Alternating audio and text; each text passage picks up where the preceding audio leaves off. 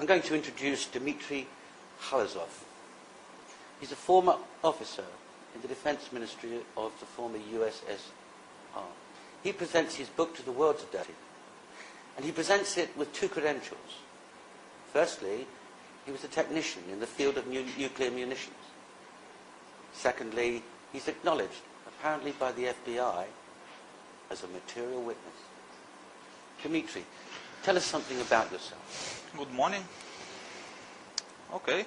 I was a commissioned officer at the 12th Chief Directorate of the Defense Ministry of the Soviet Union. And the 12th Chief Directorate was an organization responsible in the Soviet Union for nuclear testing and technical maintenance of the entire nuclear arsenal of the state.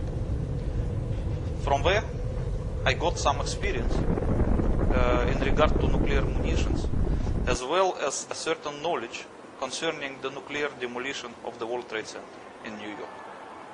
Well, let's come to that, Dimitri. Do you have anything to identify yourself as an officer in that directorate? Unfortunately, I'm not at my home in Russia now, and most of the documents are at my home. I might have a few. You know, one of my photographs, the color photograph in the military uniform, is in the book. And I have another couple of photographs. This is you in the uniform of the 12th Directorate. Okay, let me explain it to you. You know, the 12th Chief Directorate, because it's considered to be a nuclear arsenal of the state, they usually wore gunnery uniform, like artillery uniform, as being arsenal. But I used to serve in some smaller department of the 12th Chief Directorate, which they call Special Control Service. Otherwise, it's nuclear intelligence. And in that particular department, they wear aviation uniform. That's why my uniform is like a pilot uniform. You know, that this was tradition from the beginning of this service, because the first nuclear explosions, the first nuclear tests were in atmosphere. That's why the control service use airborne flying laboratories based on some cargo planes to fly and to collect data from atmospheric nuclear explosions. And since then they have the tradition of wearing the aviation uniform. So when the nuclear testing moved underground, they no longer need to use the flying laboratories, because they use some other means like seismic control. But the uniform is still remain. That's why it's an aviation uniform. So but it does not mean that I am a pilot. So this was a highly specialized unit? Yes, yes. It's not actually a unit, it's quite a big organization which has a lot of military units of its own. It's like a network. And within that unit, what was your job? When I studied in the military college, I was released as a communication engineer. And I was appointed as an officer within the 12th Chief Directorate first, and then transferred to the Special Control Service, where I used to serve about 5 years.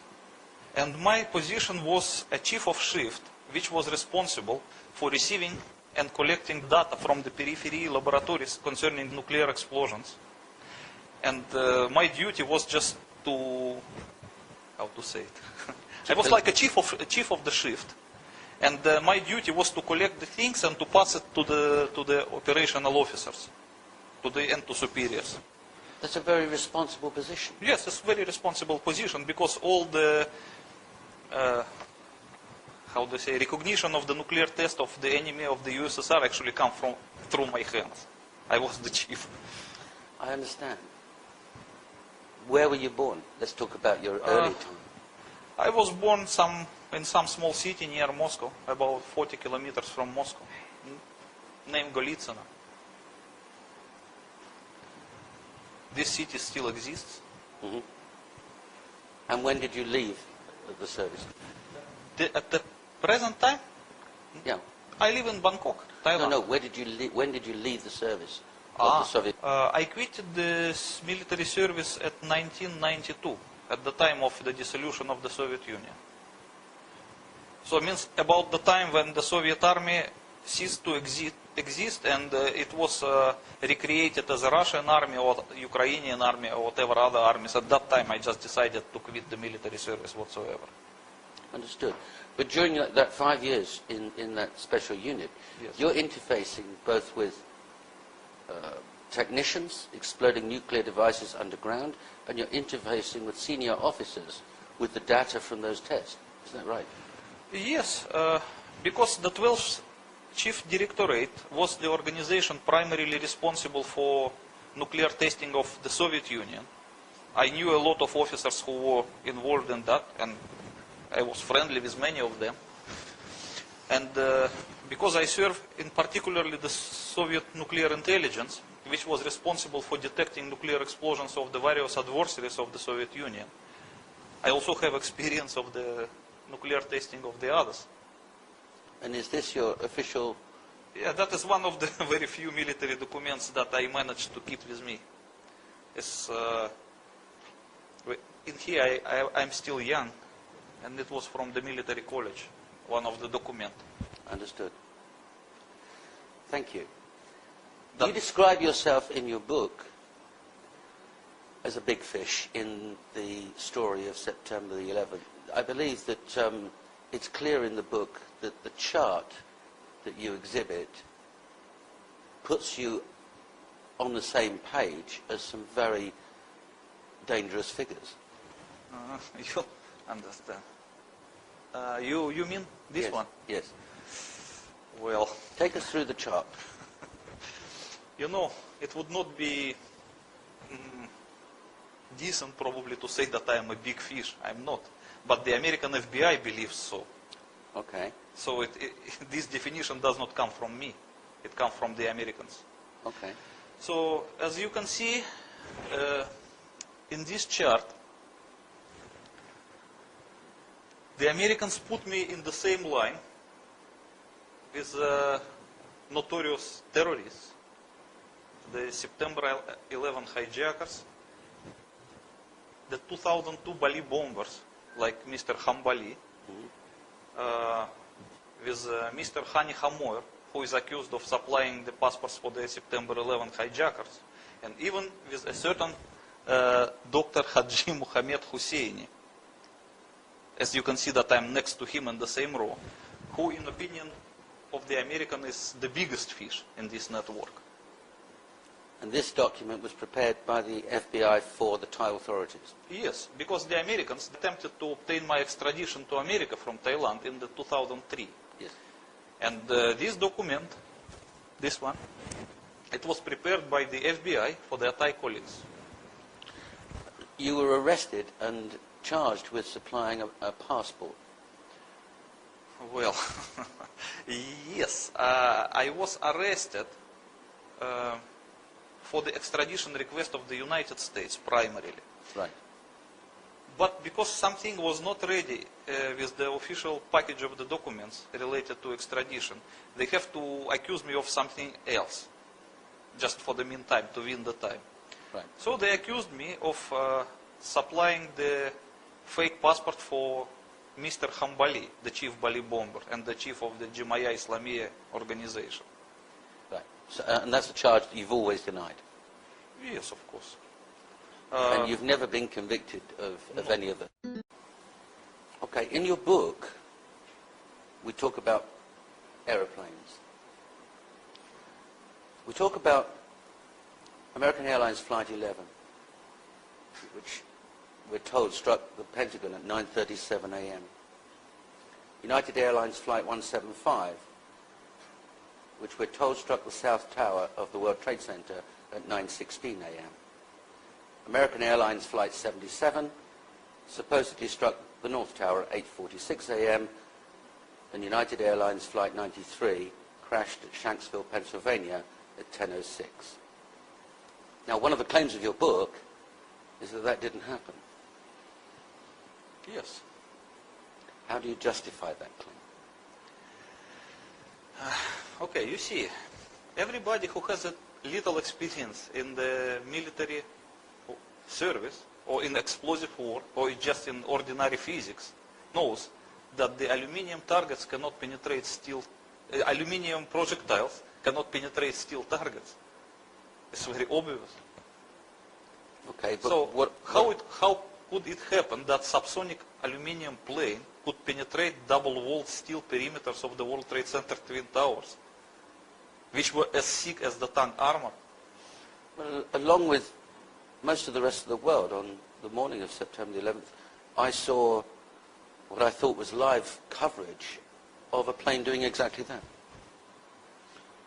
Yes, but many people, they changed their opinion since then. There is a lot of research, even in the internet and YouTube, you can find a lot of movies shot by professionals who prove that the contemporary September 11 coverage was just a digital manipulation with the planes. It's very easy. Because first of all, there was about 17 to 19 second delay with the real time when they showed this. Secondly, when the planes hit the tower and disappeared inside, at that moment when the plane touched the tower, there were a few black frames in the original images, which points to the digital manipulation very clearly. Yes, in fact, later in the day was only one film available of the first plane striking, and that was from a French camera crew. Yes. And later in the day there are more versions of the second plane striking, and they are from various sources, but it turns out that those sources are not live, they've received them from someone else. Yes, for example, CNN says this is not live, yes, yes. courtesy of someone else. Yes. And you're saying your case is that there was a change or a digital manipulation in the tape recording of that crash.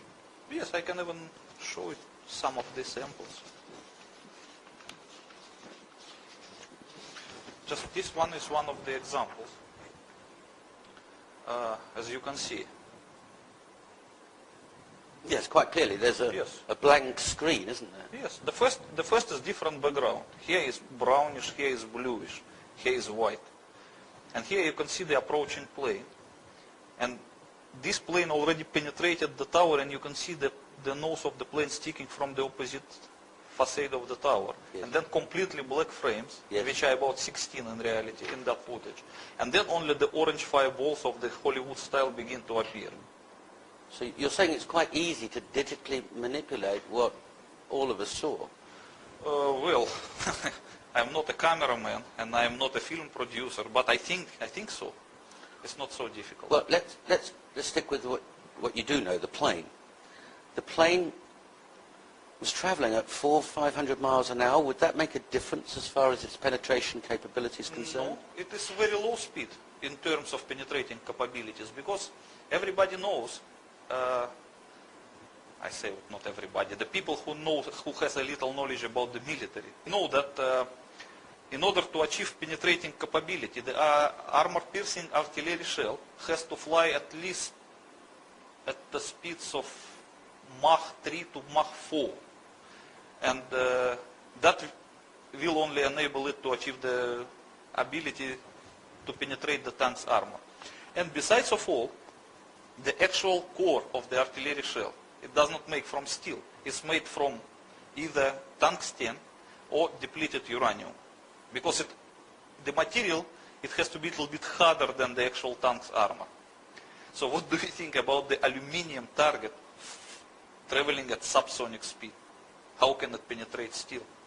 So are you saying that if a 757 or a 767 crashed into the World Trade Center at the 78th floor, in reality, it wouldn't penetrate inside, it would just fall down outside? It will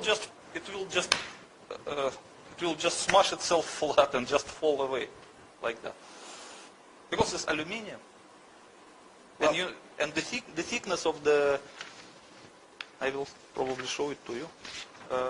That is how thick were the columns. 2.5 inches thick. Yeah, you know that each wall is the thicker than the front armor of the tank. So can you imagine that the plane hitting the tank, what will happen? The tower is twice as thick as the tank. And the engines are 6 tons each of steel, titanium? Yes, but they are still hollow. They cannot be compared with the armor-piercing shell. They will just still smash it flat and fall away. It's not technically possible to penetrate steel target using a subsonic aluminum plate.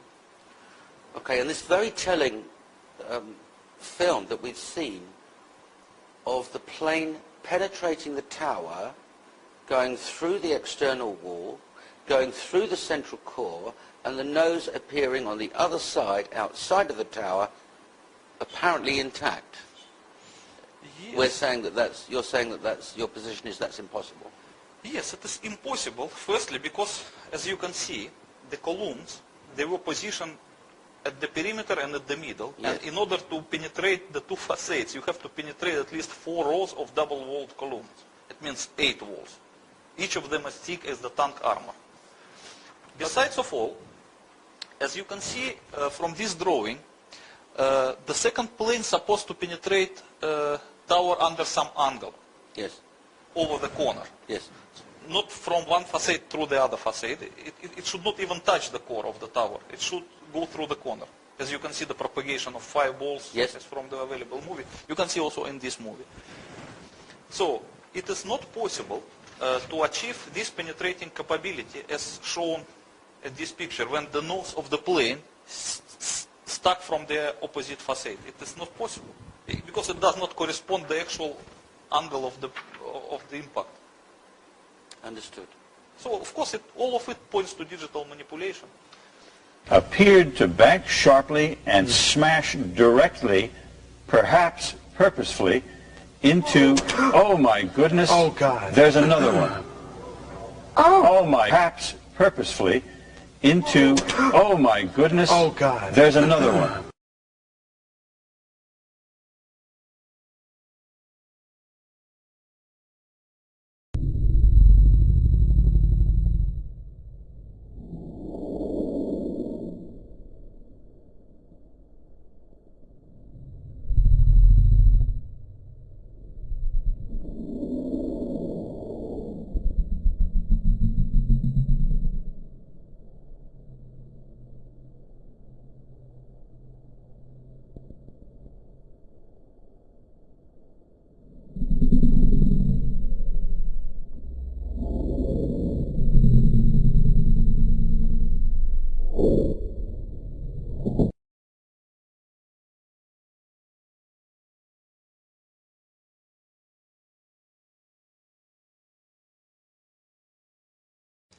Don Daler, ABC's Don Daler, who is on the scene. Don, just give me some description again of what you can see now.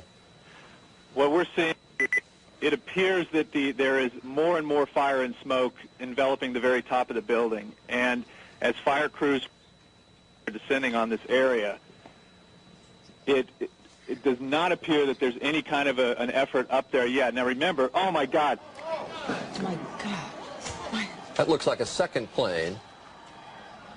I did not see a plane go in. That just exploded. I did not see a plane go in. That just exploded. I did not see a plane go in. That just exploded. I did not see a plane go in. That just exploded. We just saw another plane coming in from the side. You did. That was out of yes, and that's the second explosion. You could see the plane come in just from the right hand. Besides of all, some of the movies show, like this one, that the plane has a horizontal trajectory before penetrating the tower. Yes. But some other movie, like this one, is also claimed to be contemporary, shows sharply descending course. That's right. Yeah. That's right. Like a diving bomber, as you can see it here. So, even the different footages, they do not correspond to each other.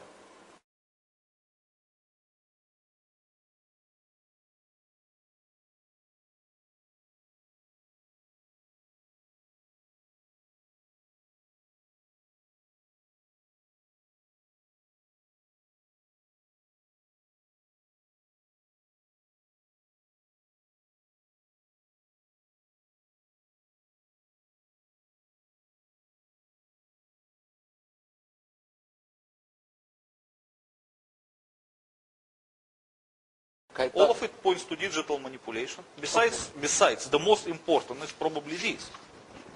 We can better see it here. You can see the form of Yes. the impact hole. Yes. Does it look like made by the plane? It is two straight cuts, Well, it certainly including the ends of the wings and the end of the tail. And who can believe that such a perfectly straightly lined hole is made by the aluminium plane? You make your point well, but you ask who can believe. And we'll come back to this photograph in a moment, but some people did believe. For example, the commissioners who wrote the report accepted that the plane penetrated the exterior wall of the World Trade Center. Why would they do that? The American government was put in a very awkward position after September 11 events, because they demolished the twin towers, and they cannot explain to the general public why they did demolish that. That's why they have to invent some cover-up story. It doesn't look plausible, but it is the best they could do. Okay, let's come to that. Let's deal with the claims of the book in respect of the planes. In a 45-minute time frame, something hit the World Trade Center and something hit the Pentagon and something landed in Shanksville. Because we all saw smoke and fire gushing from the top of the South and the North Tower. We're told in the report that the kerosene or the aviation fuel caused that fire, and that weakened the structure of the building, and that caused the building to fail and to collapse. Yes, this is the official claims of September 11 Commission. But you have to understand one thing, that the combustion temperature of a fuel, of a kerosene, is not enough to melt the steel. And the best proof of it is the same photograph we were just talking a couple of minutes ago, this one. Yes. As you can see in this hole, a few minutes before the tower began to collapse, there is a woman here. Yes. And she was, she was identified as Miss Edna Cintron. So how could she stay there alive if the temperature was as high as to melt the steel? Well, let's put that in perspective. Kerosene burns at 650 degrees, and the temperature required to melt the steel is 1800 degrees. I think so, yes. And in fact, to bend the steel is nearly 1000 degrees to weaken Yes. it.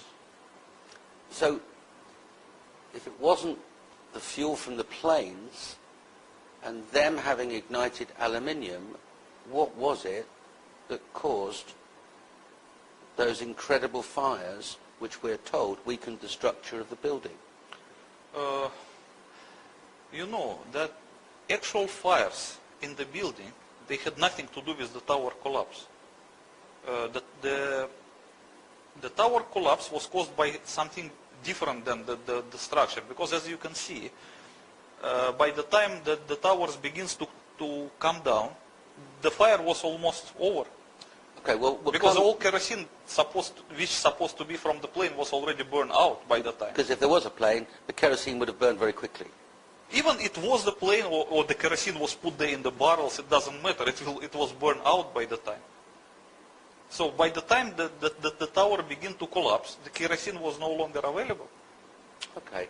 And first of all, and don't forget that the tower that was hit first by the plane collapsed second, Yes. and the vice versa. Yes. In fact, the South Tower was hit at 9:16 and collapsed at 9:59. Yes, The North Tower was hit first at 8:46 and collapsed at 10:27. yes.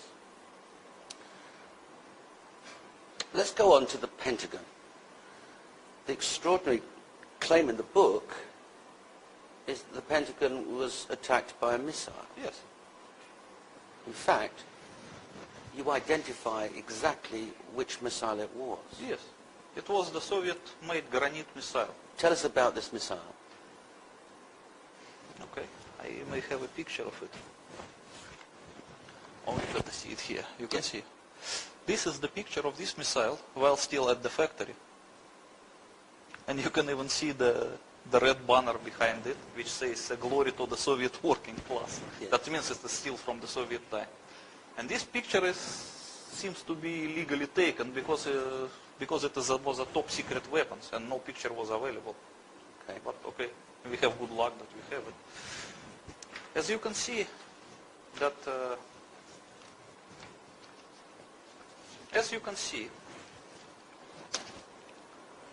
trajectory of the target,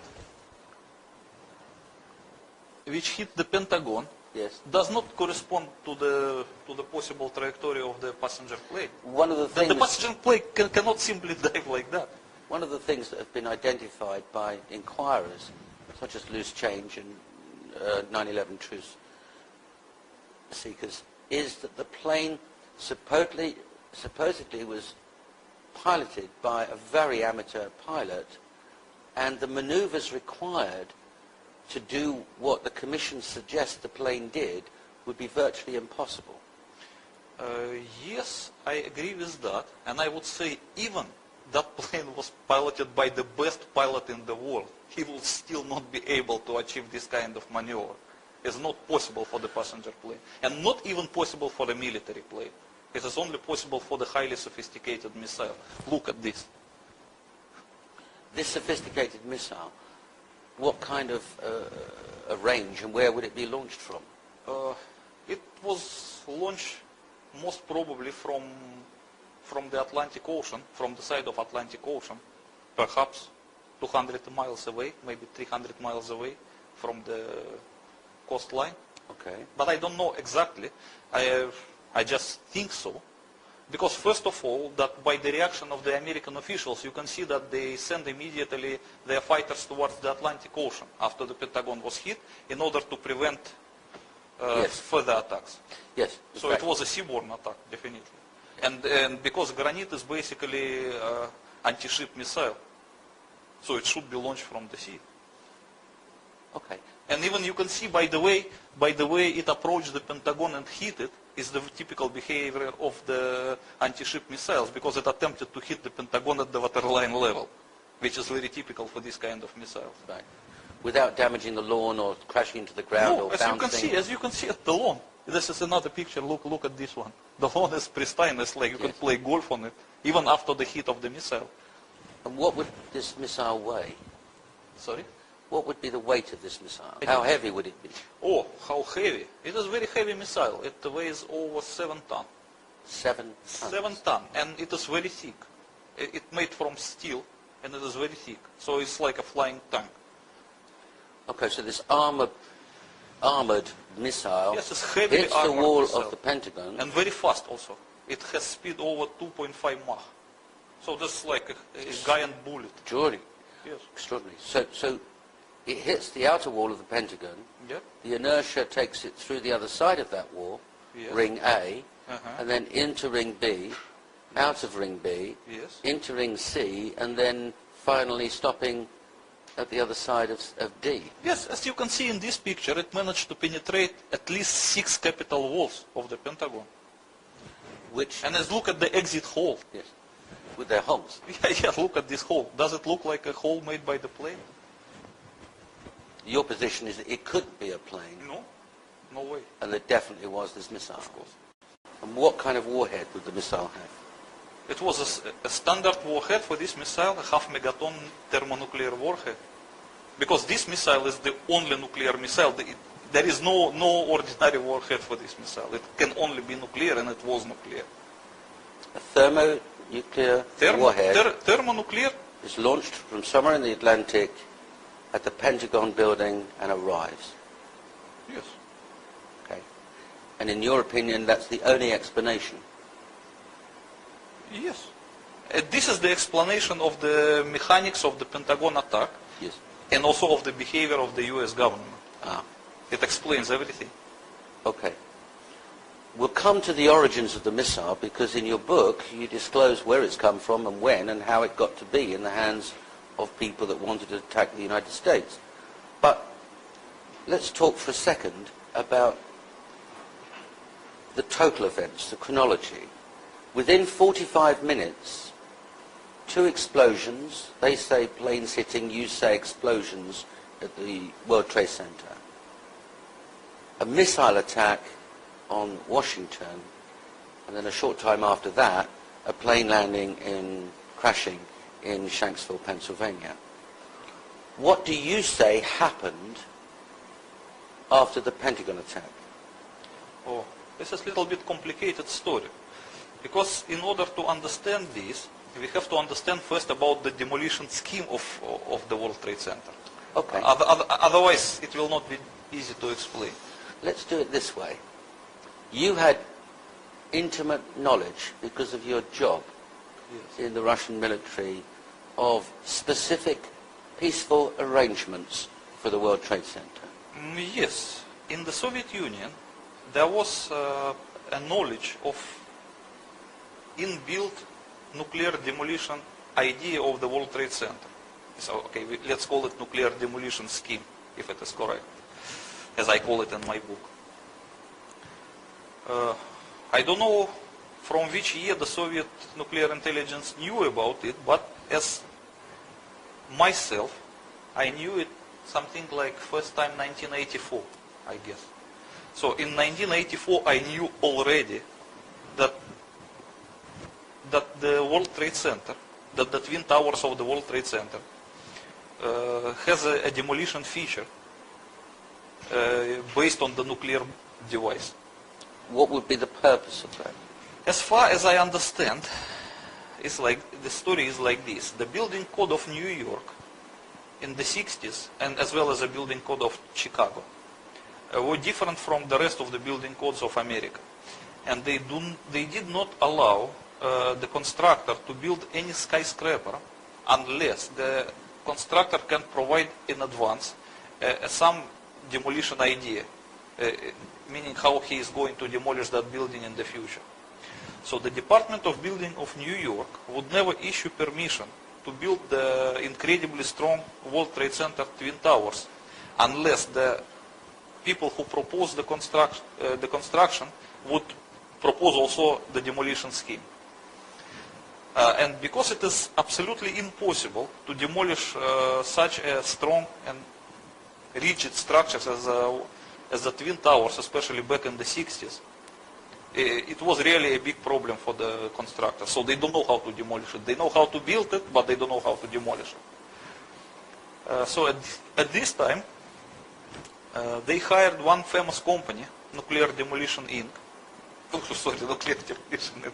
Controlled Demolition Inc., which actually deserves to be renamed, I guess. Maybe a Freudian slip. Yes. Yes. So they hired the most famous demolition company, the Controlled Demolition Inc., based in America, to figure out some demolition scheme for the would-be World Trade Center still back in the 60s. And because at this time, the nuclear bombs, they become evil now. But in the 60s, they were still okay. It means it was acceptable to use them for civil purposes as well. And Controlled Demolition Inc. proposed the idea that if they planted an underground nuclear device under each of the tower and detonated it, it will cause the collapse of the building without actually damaging the surroundings. And this scheme was accepted by the Department of Building, so the permission to build the World Trade Center was issued. So they built the World Trade Center with this kind of thing. It was a built-in feature from the beginning. How would the Russian intelligence know about it? First of all, there was an agreement which is called Peaceful Nuclear Explosions Treaty between the Soviet Union and the United States of America. And in this agreement, they have limitation and mutual obligations in regard to so-called peaceful nuclear explosions. So according to this agreement, each side has to inform another side of any peaceful nuclear explosions. So I guess that the Soviet nuclear intelligence was informed based on the treaty. And in any case, it was not a secret. I remember that it was published in some newspapers even. And I remember there was a discussion in some American newspapers in regarding to the nuclear demolition scheme of World Trade Center in, I think, in the beginning of 80s. They just forgot it now, but before it was publicly available. And the Sears Tower in Chicago. Yes, the Sears Tower in Chicago has the same kind of feature. Also designed by the Controlled Demolition Inc. Okay. To a layman, it does seem mad, frankly, that here we have the World Trade Center where thousands of people live and work, surrounded by other places where people live and work, that there might be a nuclear device underneath standing by to be used in case it requires demolition. That does seem to the layman quite mad. Would it be a safe thing to do? Look, it does not only look mad for the layman, it also looked mad for the Soviet nuclear intelligence. Because it was a standing joke amongst our officers. It was such a crazy thing that I give you one example. In the middle of Bangkok, there was a big supermarket which was also called World Trade Center. Nowadays, it is renamed. They don't want people to remember the words. But back in the 90s, it was still a World Trade Center. So there was a funny story. I visited Bangkok in 1992, while still in the military, with one of my colleagues from the same service.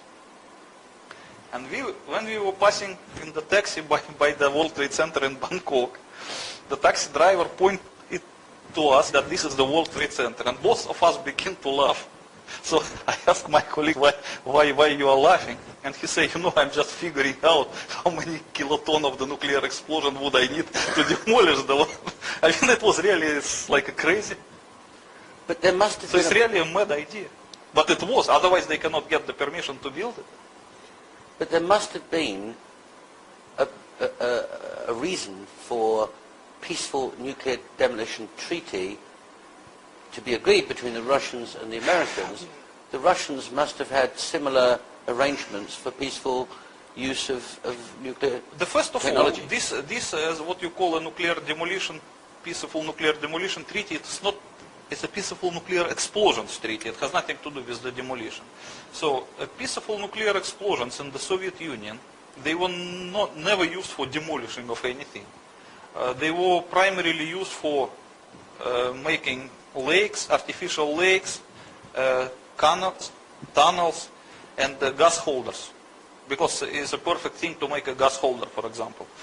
When you detonate a nuclear explosion deep underground, it will create a cavity with the hermetic walls, which is represented by volcanic glass.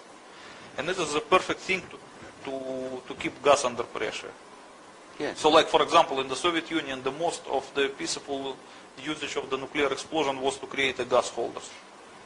But Americans, they decided to use it for demolition.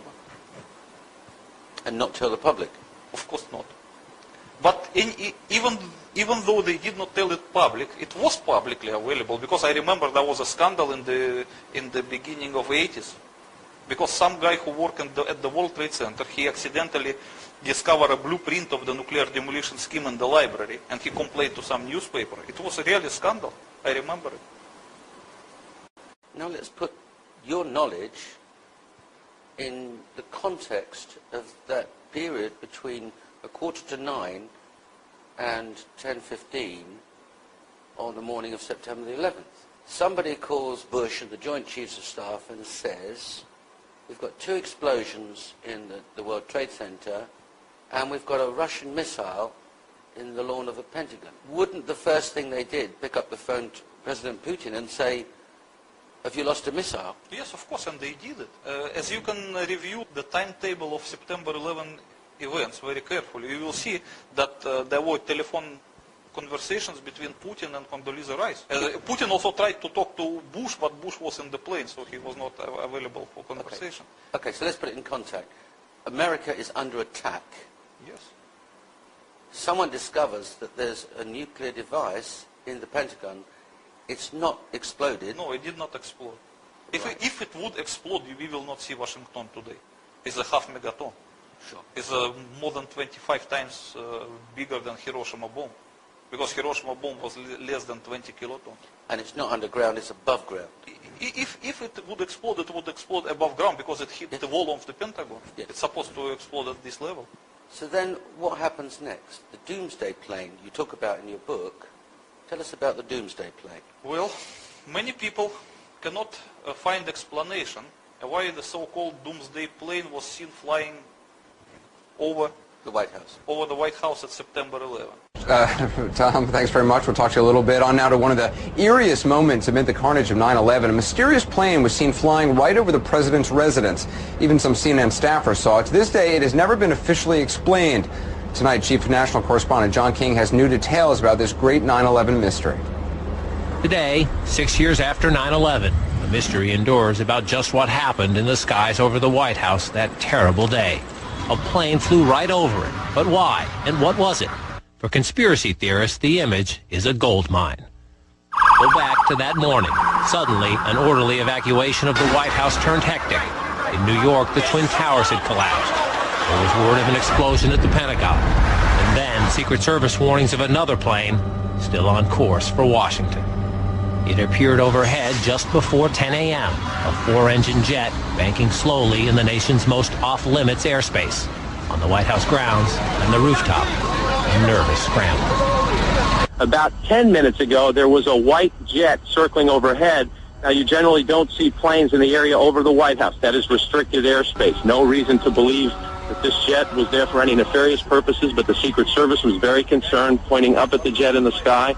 And still today, no one will offer an official explanation of what we saw.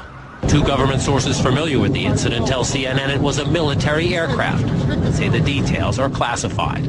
This comparison of the CNN video and an official Air Force photo suggests the mystery plane is among the military's most sensitive aircraft, an Air Force E-4B.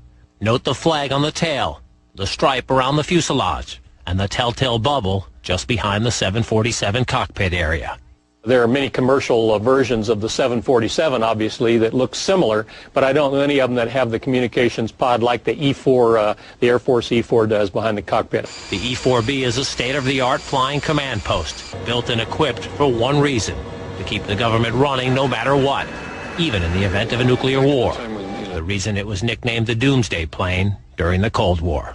They exercise this type of thing all of the time, and they simply don't talk about it. So it doesn't surprise me that they are very closed-mouthed about it.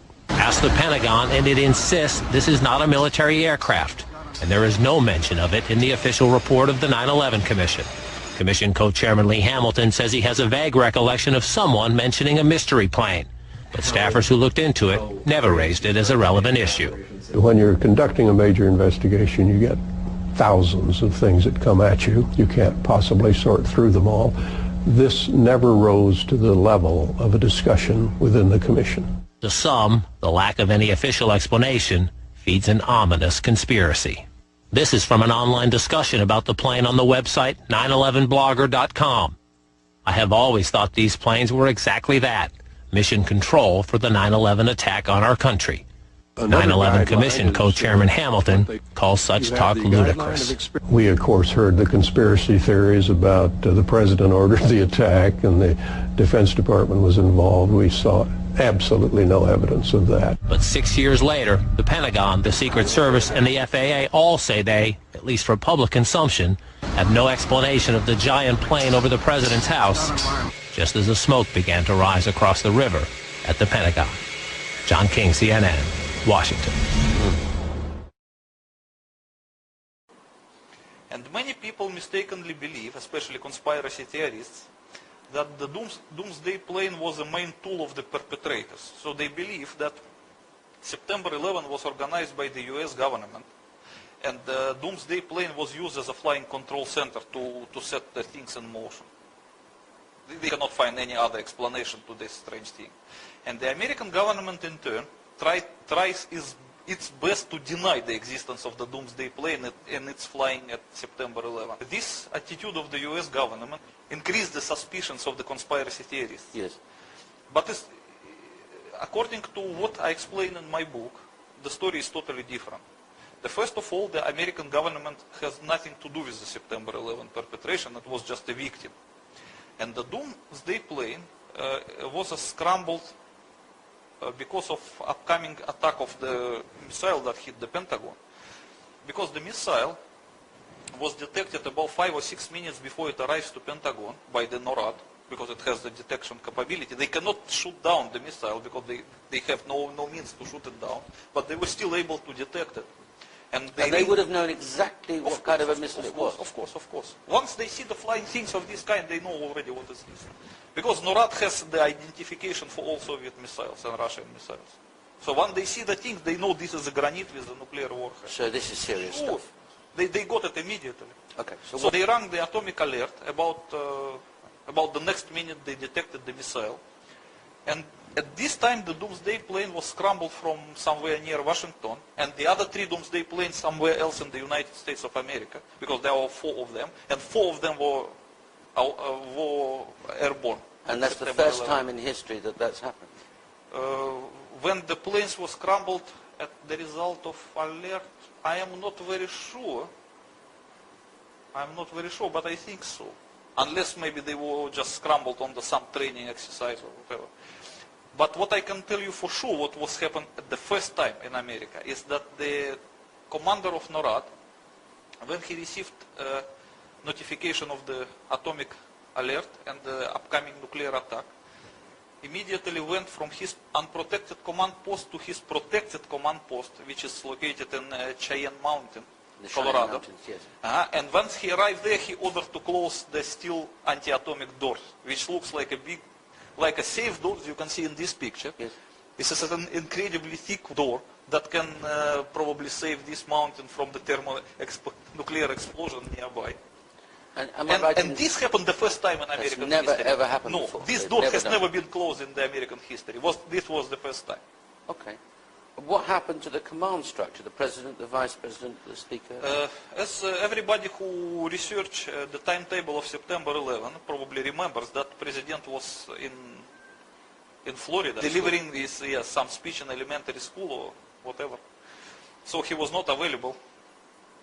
But the vice president, who was in the White House along with the Secretary of State Condoleezza Rice, were immediately taken by the guards to the anti-atomic bunker under the White House. And this is publicly available information. You can see it at the officially published timetable. And no one can explain why they should drag this person to the anti-atomic bunker. And the speaker is locked away. He's the third in line to the presidency. Excuse me? The Speaker of the House. The Speaker of the House was not dragged into anti-atomic bunker as fast as Vice President Cheney and Condoleezza Rice, but he was also ordered by the same guards to be urgently relocated to some other bunker outside of that area. Because according to the American contingency plans, they cannot keep all the top figures in the one place. They have to separate them into different places. But if you look at the timetable, he would have no chance. Because the time they were trying to take him out, the granite already hit the wall of the Pentagon that's supposed to produce a nuclear explosion. So probably only Cheney and Condoleezza Rice have chance to survive. Now, while this is taking place, this panic, orchestrated reaction to a nuclear attack, there are fires burning in buildings 1 and 2 and firemen trying to deal with those fires. You're saying that there is no way that the fires caused the collapse of the buildings. Of course. So those firemen running up the stairs and organising the evacuation of injured people have nothing to fear from collapse. They're there to put out a fire. Of course. Because firefighters just did their job. Yeah, we've got these firefighters who gets to the 78th floor and says, send up 2 lines. Yes. I've got 2 pockets of fire, but we need reinforcements to help evacuate these people. Yes. That means he reached the place of the impact and he evaluated the fire, and it was, in his opinion, not too dangerous. So there's nothing wrong as far as the structure of the building at that point is concerned? Absolutely. In your book, you suggest that at that point, or shortly before, the radio message from the fire chief, a decision was taken because of the presence of a thermonuclear warhead in the Pentagon to activate the demolition scheme of World Trade Center Building 1 and 2? Well, you know, at the time when I decided to write the book, I did not know this particular. So in my opinion, the American officials decided to press the red button to demolish the World Trade Center based on some false report that otherwise the tower will collapse on its own. So that, in my former opinion, it was that they pressed the red buttons in order to anticipate its accidental collapse. But when I completed the book, I get some advice from the people from the American FBI who read the book and express their opinion that it was not true, it was not the valid reason. Hang on, let's be absolutely clear on this. When you completed the book, yes, you sent a copy of it to the Justice Department of the American Embassy. Yes. You also had informal conversations that led to an FBI officer answering you and saying what? And he read the book. Yeah, it was an informal conversation, absolutely informal. So he read the book, and what did he say? He said that it is not possible that the American officials would be that crazy to set the nuclear demolition scheme because of the fear of the towers collapse. Because the damage will be about the same if they are collapsing. Right. So they say there should be much more stronger reason that would convince them to do so. And according to the FBI, the reason was that someone claimed there were 3 nuclear warheads actually sent to America at that morning. The one of them hit the Pentagon and it was found to be nuclear. It means it was really a hard-proof and very convincing thing. And they claimed that the other 2 were inside the planes that hit the World Trade Center.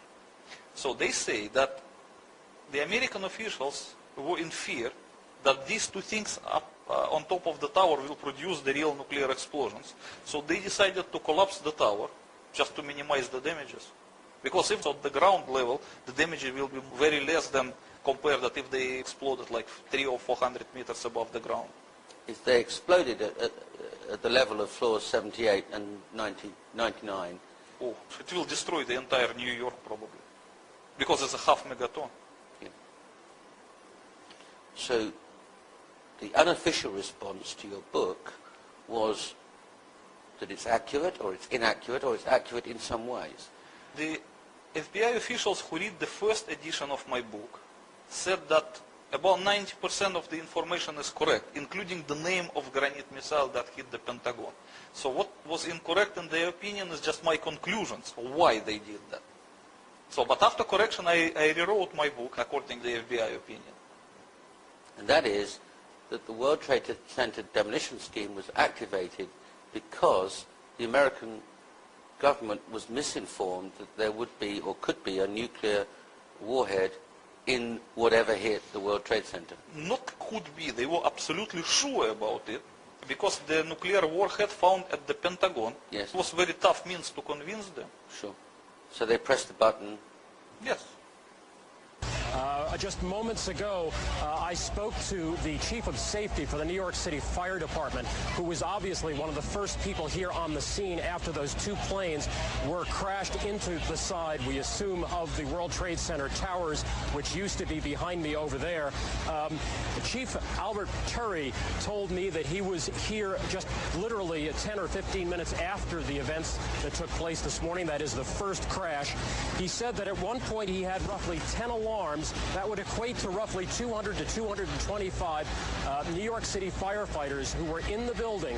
This was after the crash, trying to rescue civilians who were in there. Now, earlier this morning on the Today Show, we spoke to the director of the World Trade Center. He said that at that hour of the morning, you could have upwards of 10,000 people in each of those towers. That would be 20,000 people total in each tower. The chief of safety of the Fire Department of New York City told me that shortly after 9 o'clock, he had roughly 10 alarms, roughly 200 men in the building trying to effect rescues of some of those civilians who were in there. and that basically he received word of the possibility of a secondary device, that is another bomb going off.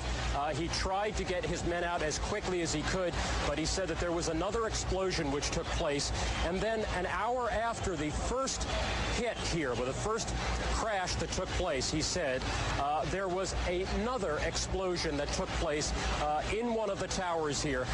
So obviously, according to his theory, he thinks that there were actually devices that were planted in the building.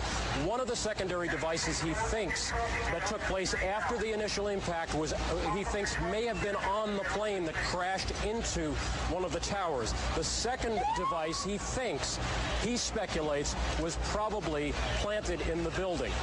So that's what we have been told by Albert Turry, who is the Chief of Safety for the New York City Fire Department.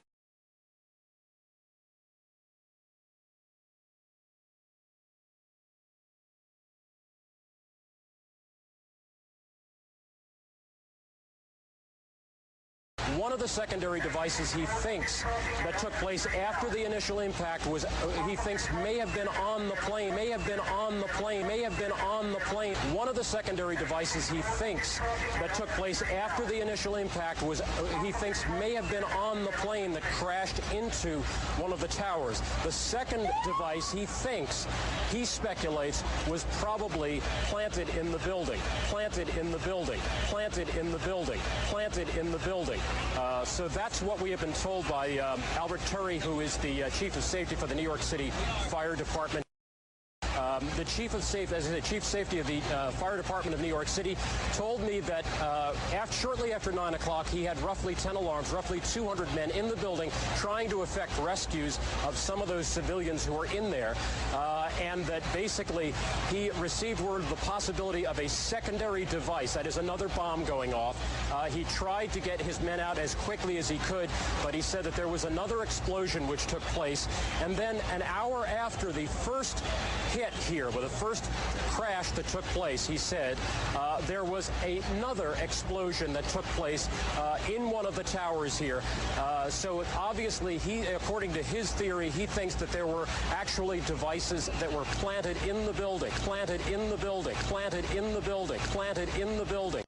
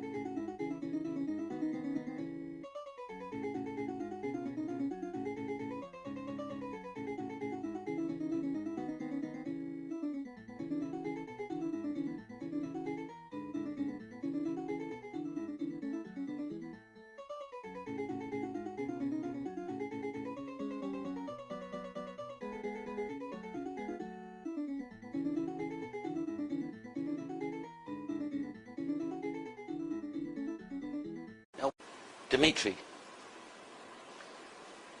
your book suggests that the American government exploded a nuclear weapon underneath World Trade Center buildings 1 and 2. Tell us, what happens when you press the button? Well, first of all, I want to say that this book does not suggest, it proves that the tower was demolished by the nuclear device. The second thing, that probably it is not correct to use the word weapons in regard to this explosion, because the weapons is the thing which is primarily intended to kill the people. But it was just a nuclear demolition device which has no status of weapons. I would say like this. But still, it was a nuclear device. Okay. Just to correct the question, Okay. if you don't mind. Okay, I accept that. Tell us how it works. Okay. Actually, you know, at one point I wrote an article for Wikipedia with detailed explanation how to use the nuclear device to demolish a skyscraper. And it was a good article with a good explanation. This is some page of it with a diagram. But unfortunately, this article did not exist on Wikipedia longer than a week. It was accused of being a crazy conspiracy theory and removed. Yes. Even though I did not mention the World Trade Center in it. The history of this article is like this. Because I have a website and I have some visitors who requested me to write an academic-looking article for Wikipedia on nuclear demolition in general.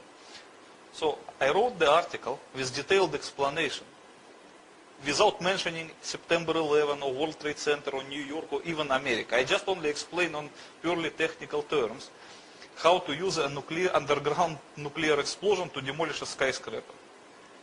So it means it was nothing, no politics, no conspiracies involved, just purely technical article. Still, it was accused of being 9/11 conspiracy theory and removed. Okay, I still keep it in another website. I made the copy of the Wikipedia article, so it is www.nuclear-demolition-wikipedia.com. So if anyone is interested, he can check it. I will try to use the same explanation now. Okay, this is the... First of all, I have to explain what is the difference between atmospheric nuclear explosion and underground nuclear explosion. Because many people confuse them, and that's why it seems for them that if nuclear device was used to demolish the World Trade Center, then the devastation around should look like Hiroshima. Okay, I will explain why it should not be. Okay, let's make the difference. Okay, here we are talking about underground nuclear explosion. And here about atmospheric.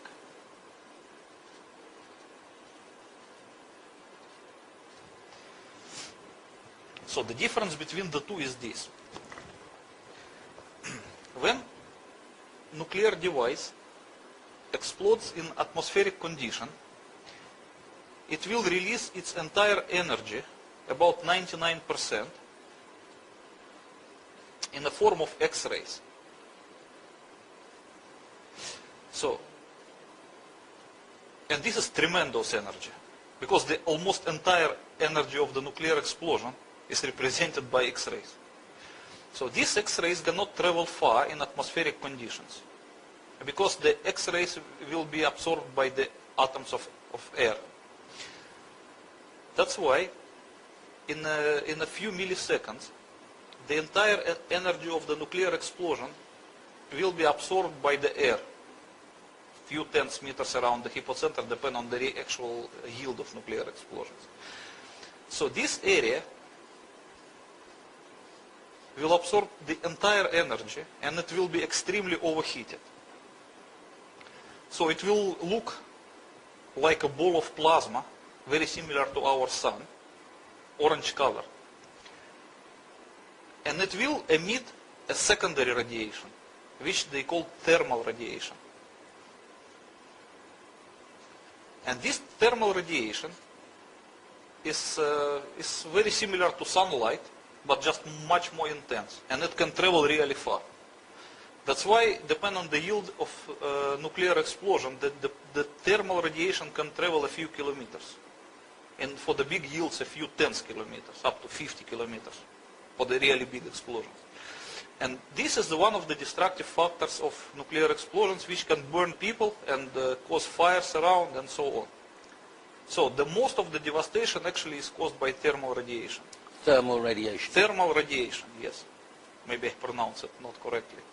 But you understand what I mean. So the secondary factor, which is even more destructive than the thermal radiation, is the air blast wave. So the air blast wave occurs because of the different thing. If this area is extremely overheating, this one, which they call fireballs, it tends to hit the more and more air around itself. So it will expand. And the expansion of the heated area will cause automatically cooling at the middle. So the energy will pass slowly from the center to the periphery of the expanding fireballs. And at one point, the expanding area will break away from the fireballs and will expand on its own. Further and further and further. At this point, a so-called air blast wave would be created. So the air blast wave is when it breaks from the expanding fireballs and continues to travel on its own. It does not carry the temperature, but it carries like a hard front of compressed air, which travels to every direction with a supersonic speed, just killing the people, smashing the buildings, and so on. That everybody knows. That is another main destructive factor of nuclear explosion. So usually in nuclear explosion, they distinguish 5 destructive factors. One is the thermal radiation, which can burn.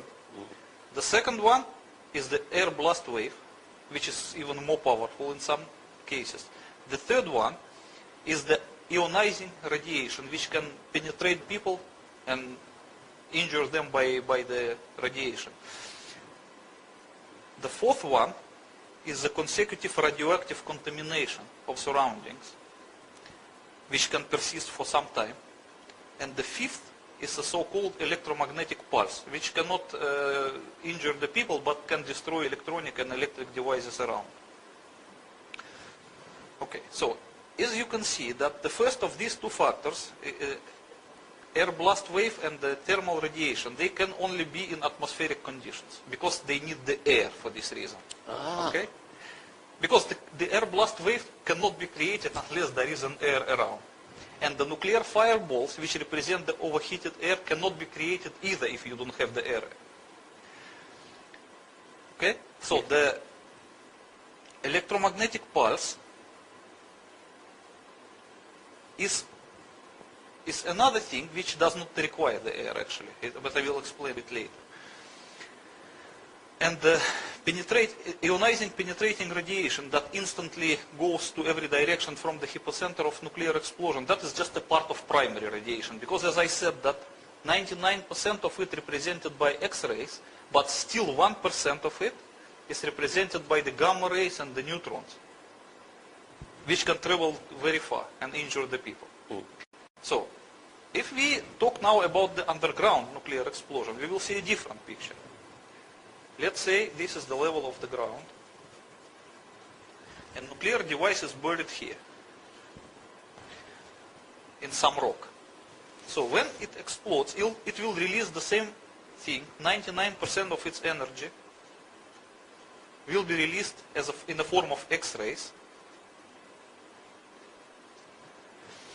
but they cannot travel far because the area is surrounded by rock. So they will be absorbed by surrounding rock, and they will hit it in the same way as in atmospheric explosion they hit the air. These are fantastic temperatures.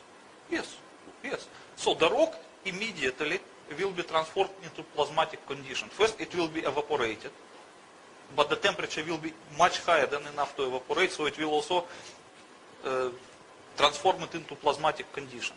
So the overheated rock will lose atomic structure, and it will no longer be material, it will be just a plasma. So eventually it will set like volcanic glass. It will no longer be a rock. But for the meantime, it will be in the form of plasma. So what will happen next?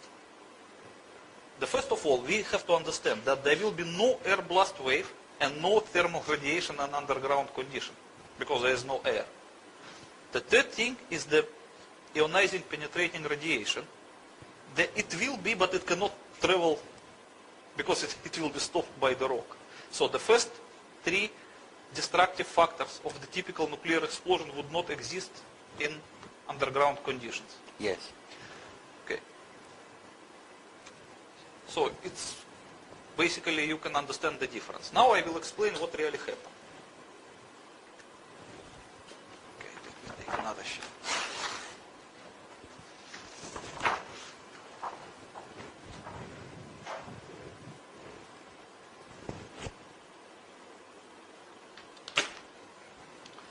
Okay, now we forgot about atmospheric nuclear explosion. Yes. We talk only about the underground one. So what happens when the underground nuclear device explodes? First of all, it will create a cavity around itself. Yes. And the cavity will be filled with evaporated rock. So that's a hole with a vapor which was rock inside. Yes. Let's say this is the former zero box, the former position of the nuclear device underground. And how far underground would that be? It depends. But in the case of the World Trade Center? Okay, I will explain it. Let me explain the mechanic first, and then okay, let's say that you can calculate the amount of the rock that could be evaporated by the nuclear explosion. So 1 kiloton of nuclear explosion can evaporate about 70 tons of dry granite rock.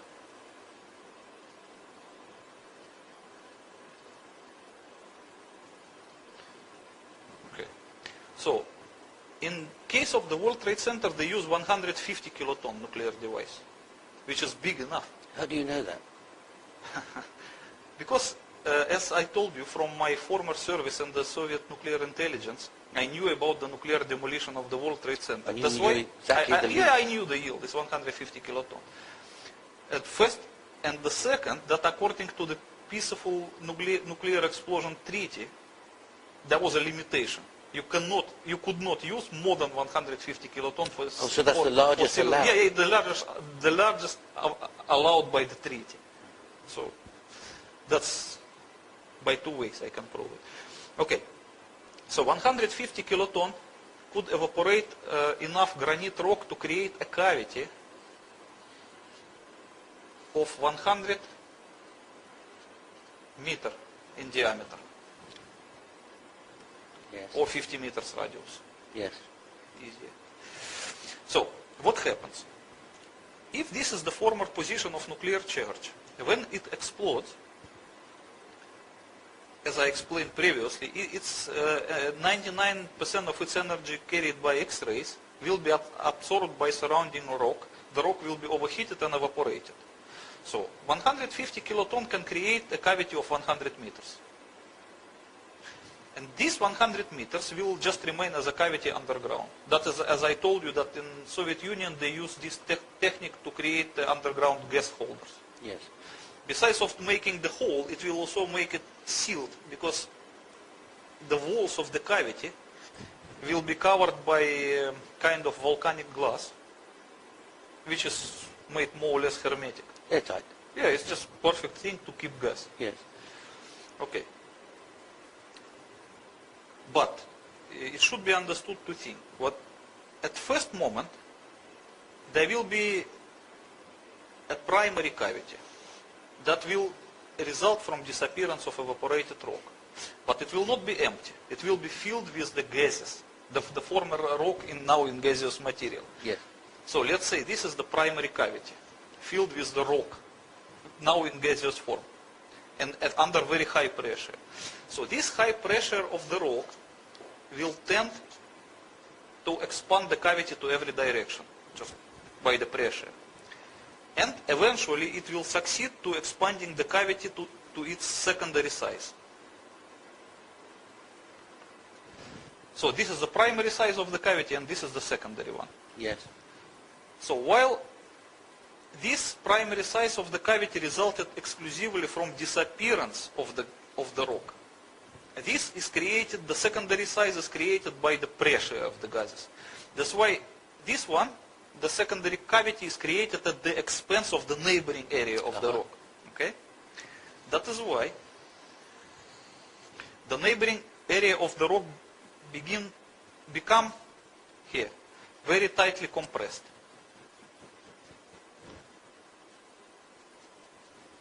Yes.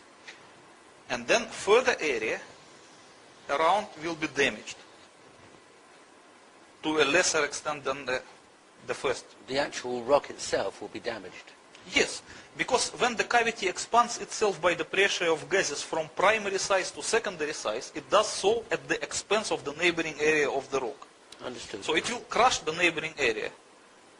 It will compress it. So it's actually compressing the granite in on itself? Yes, of course. Because the primary cavity expands to the secondary cavity, yes. And then the next area will be just compressed. It's just pure physics. That's why in underground nuclear explosion, you can have this picture. You will have a cavity of secondary size, highly compressed area, which in nuclear jargon called crushed zone. Crushed zone. Crushed zone. And then the next area they call damaged zone. So the fillings within the crushed zone is a completely pulverized material. It's like microscopic dust. Micron size of each particle. Irrespectively of the kind of material. So it doesn't matter what it is. It doesn't matter. Steel, granite, concrete, human beings, it doesn't matter. And that dust, I mean, how the particle size, how big would it be? A few microns.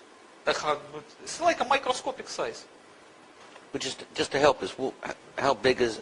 It is just like if you compare with the human hair. It's smaller than that.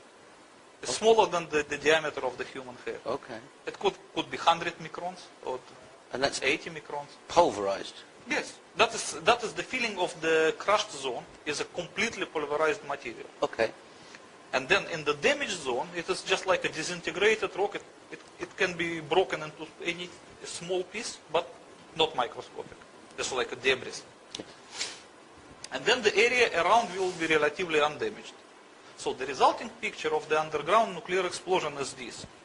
Since these parts do not reach the Earth's surface, no penetrating radiation can go around. But it's still there? Yeah, but it will be absorbed by the area of the rock.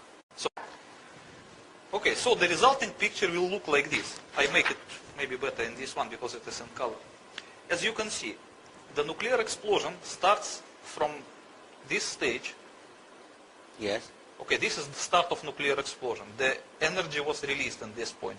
Yes.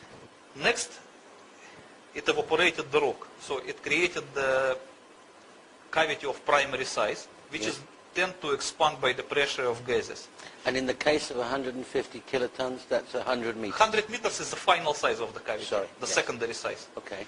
Okay, so the primary size will be a little bit smaller. And then, as you can see on the third stage, the cavity has already expanded from its primary size to its final secondary size at the expense of the neighboring area, and by compressing the neighboring areas. Yes. And the resulting picture will look like in this diagram number 4. So in the middle will be a cavity of secondary size, and this blue area will be called crushed zone, and the green area is damaged zone. So the filling of the crushed zone is a completely pulverized microscopic material, as we discussed. But I'm intrigued about this crushed zone and the pulverized particles. Yes. Do I take it the center is still incredibly hot? It doesn't matter, Massive because temperatures. eventually it will cool down. Anyway. Right. But then we've got this pulverized dust. Yes.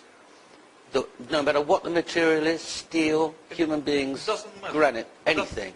Anything, it will be just pulverized irrespectively of what it was. Because the pressure of these gases is so high that it will equally pulverize everything. In your book, you explain that the pulverized dust can take the form of what it was originally. Yes. Form and but the color. then you pick it up. Yes. And it's just dust. It's not there. Yes.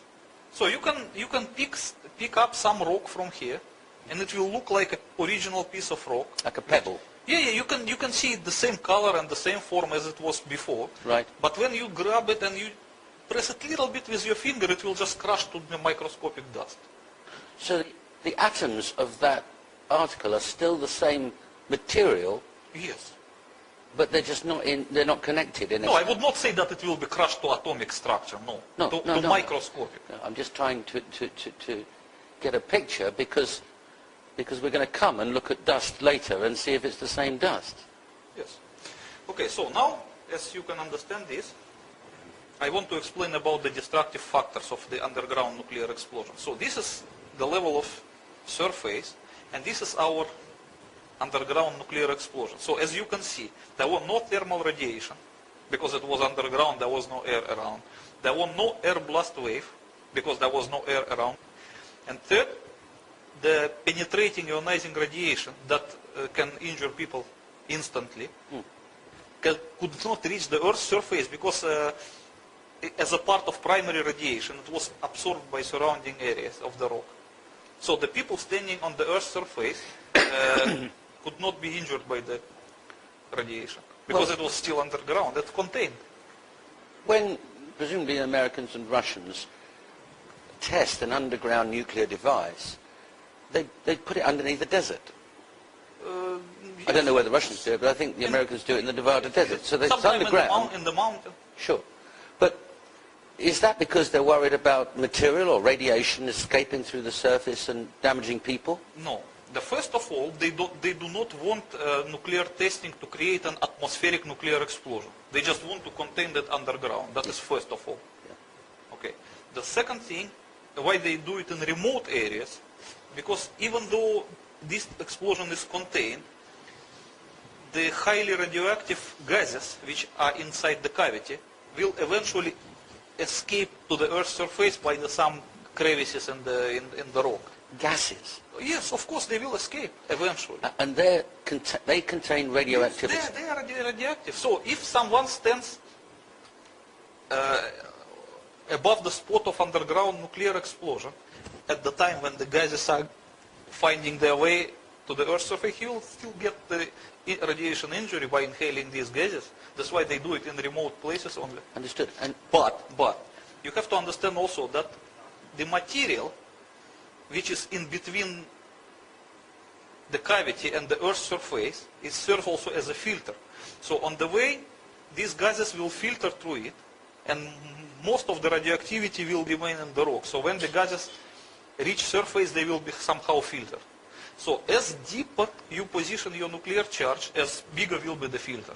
Understood. Okay. Understood. So, like for example, for 150 kiloton detonated in granite, the safer distance will be 500 meters. 500 meters underground. Yes. So when it is 500 meters underground, and the cavity will be just 100 meters, so then the 400 meters can serve as a filter, quite sufficient. So when the gases reach surface, they will not be as radioactive as they... It'd still be potentially deadly. Yes. It is. You cannot stand, even if you detonate the nuclear device at 500 meters, you cannot stay in this area for probably another 2 weeks at the time of the gases escaping. Understood. You can still get some radiation injury. Understood. And you cannot go to the hypocenter for another 3 years. 3 years? 3 years, yes. Because it's radioactive? Deadly radioactive. And the hot. How long does it stay hot for? For 150 kiloton, it should be at least a year. A year? Yeah. Okay. And the radioactive probably 3 years. I mean, dangerously radioactive. Okay. So that's, at least I can explain why the underground nuclear explosion does not produce the destructive factors typical to Hiroshima bombs. But you know my next question. Dimitri, you've just explained about a general underground explosion and that 150 kiloton yield explosion should be 400 meters below the ground, below the earth, 500 below the, forgive me, 500 meters below the ground, the surface. Would that be the same measure that they used in the World Trade Center? No, of course not. What I explained to you, that was a typical safe distance for underground nuclear test, but not for the demolition. But what we saw in the World Trade Center case, it was a demolition, so it was a different arrangement. I see. Okay, I will try to explain it to you. The World Trade Center was positioned like this. This is the ground level. So the tower was built in that way that it went below the ground 27 meters. Yes. So the lowest underground floor of the Twin Tower was positioned 27 meters below the Earth's surface. Yes. So in order to demolish it, you have to position the nuclear charge at 50 meters below the lowest floor of the tower. Exactly 50 meters. Exactly 50 meters, because 150 kiloton explosion in granite, as I explained to you, produces a cavity of 100 meters. So if the radius is 50 meters, it is exactly the right position, so that the upper sphere of the cavity will never reach the Earth's surface, but it will reach the underground foundation of the tower. So the tower will supposed to lose its foundation and just sink into the cavity and melt there, because of the temperature after a nuclear explosion is extremely high. Yes. It's enough to melt the entire 400 meters of the tower in just 100 meters cavity. It's just like a pot and a bar of ice cream. So that was the demolition idea. That's why they position the nuclear charge, if measuring from the Earth's surface, is 77 meters. Not 27 meters here and 50 meters here, so altogether from here to here is the 77 meters. Exactly. Exactly. And 100 meters wouldn't work? It would not work, because the upper end of the cavity would not reach the foundation of the tower. I understand. And that's, they intended it to be exactly like this.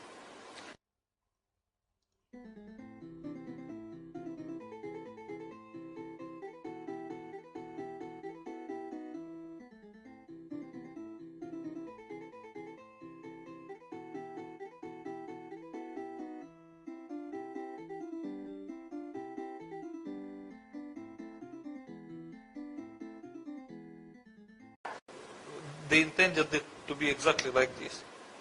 Okay, that's what they intended. What actually happened? What actually happened? Okay, I will try to explain to you. As you remember, I explained to you before that not only the underground cavity would be created, but it would be surrounded by the crushed zone, which will be filled with a pulverized material, and the damaged zone. So, I have another drawing. It is also from my book. That the demolition idea actually looked like this. The tower goes under surface 27 meters, and another 50 meters was the position of nuclear charge, the zero box.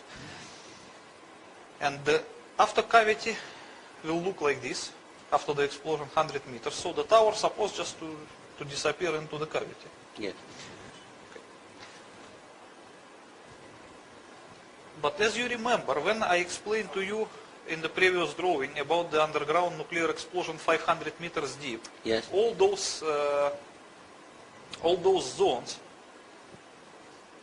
they were more or less concentric. Yes. The cavity, the crushed zone, and the damaged zone. Because the pressure from every direction, when the charge is buried sufficiently deep, is the same. I mean, the resistance of materials from every direction is the same. Yes.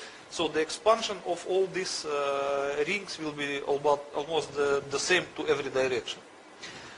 But if we position the nuclear charge closer to the Earth's surface, not the 500 meters, are just like 50 meters or 77 meters, this cavity will not look like this. They will look more elliptic, with a longer end facing upwards. So the cavity will be of this form, and the crushed zone will be the same. It will look more or less like an egg with the sharper end facing upwards. I understand. Why it happens? Because the resistance of materials towards the Earth's surface is the least.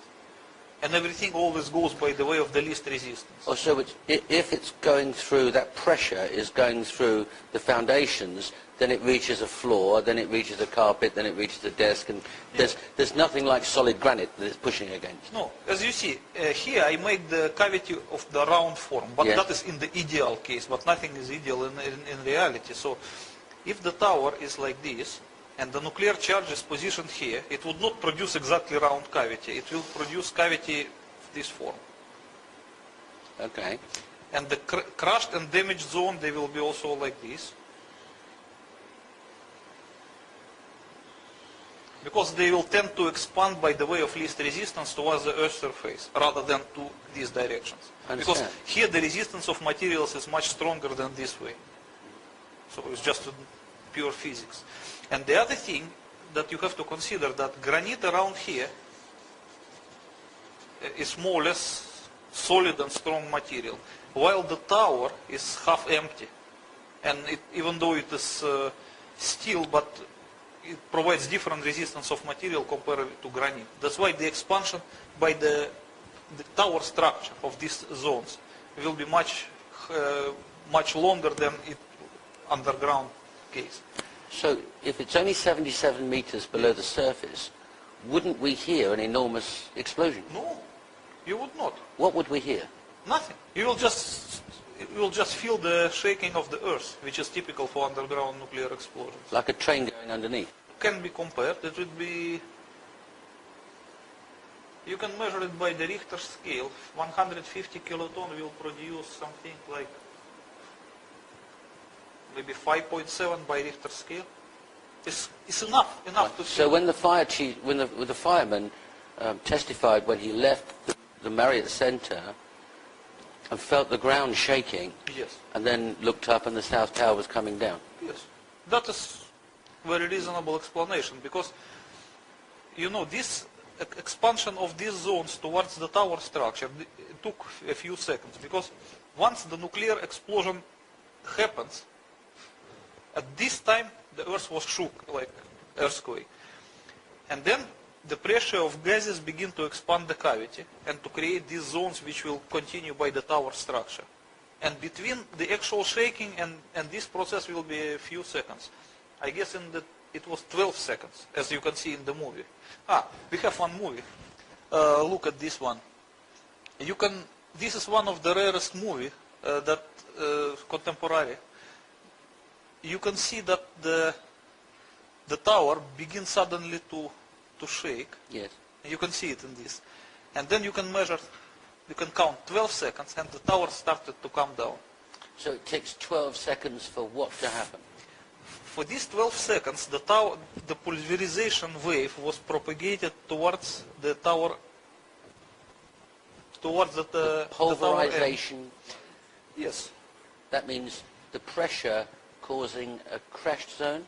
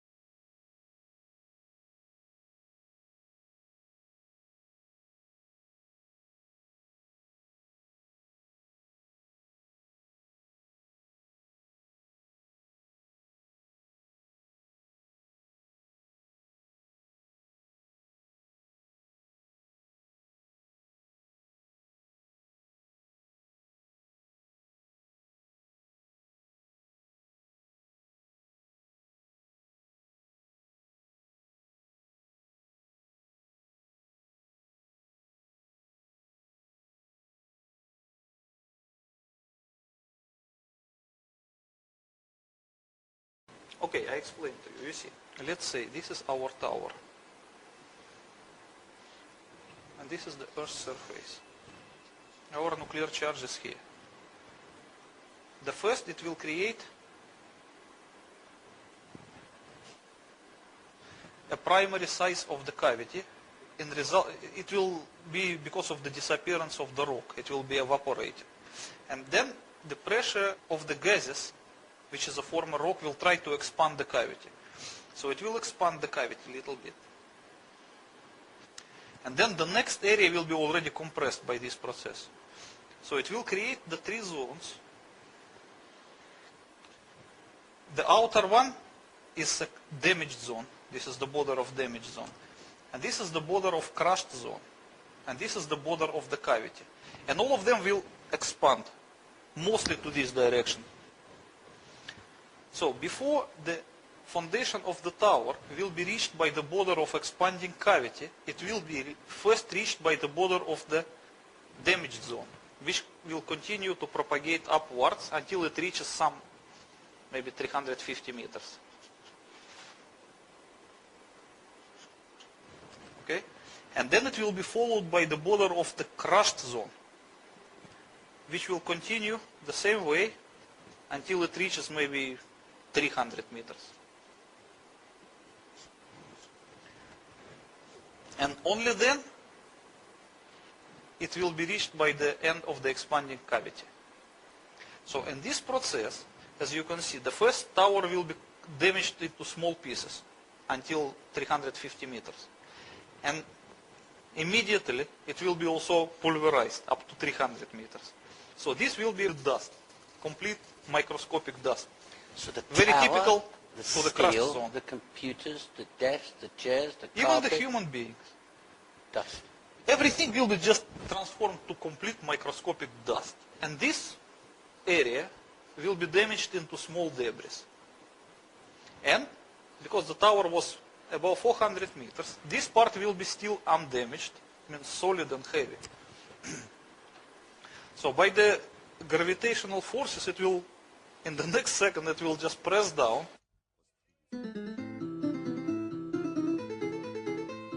So when we saw the tower collapse, Yes. and it cascaded out of the sides with that dust. Yes, as you can see at the movie, when the tower started to collapse, at first point it scattered some debris. And the next 2 seconds it stopped scattering debris and crashed down and scattered only the dust. So the debris belong to this zone, which we call damaged zone, and the dust belongs to crushed zone, which is represented by this area. Yes, you can see that in the movie. We all saw it quite clearly. Is there any other explanation for that dust than what you've described? But look, how can you transform the 350 meters of the thick steel, which is as thick as a tank armor, into complete microscopic dust? No other process can do that. You cannot do that by thermite, you cannot do it by dynamite, you cannot do it by TNT or C4 or by whatever. It's not possible. So It's only the nuclear explosion when the can do official that. report tells us that there was a pancaking floor by floor. Yeah, but did you see any flaw in this? Okay, look at this movie. You see that the top of the tower is crashing down. Can you just notice any flaw? No resistance. No. It falls in 11, 12 seconds. Yes, it's almost the speed of free fall. It's not almost, it is speed of free fall, because this part of the tower was such a fine dust, which is nothing different than the air.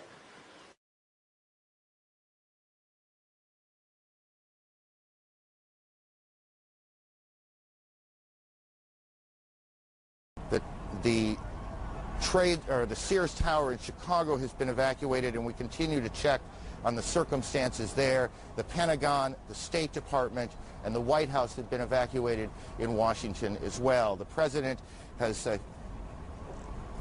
we can show you now what happened just a few moments ago at the Trade Center. Watch the building to the left.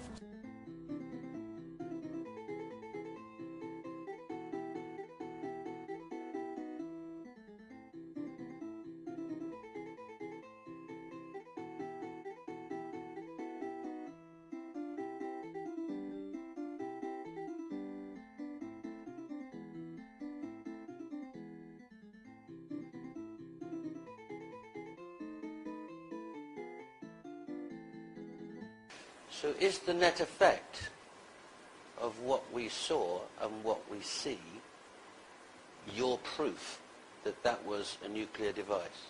Yes, of course. It was a nuclear device. Otherwise, why they call it ground zero? An interesting idea.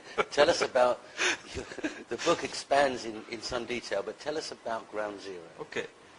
Many people forgot what the Ground Zero used to mean before September 11. But I think it's a good time to remind them.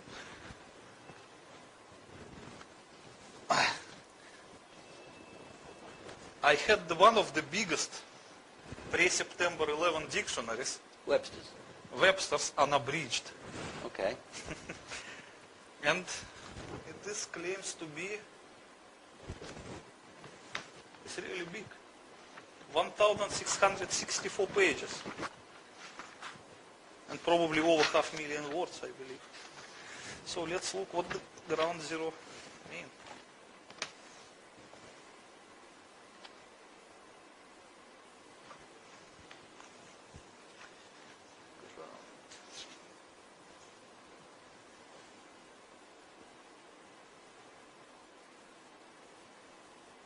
No, this is the one.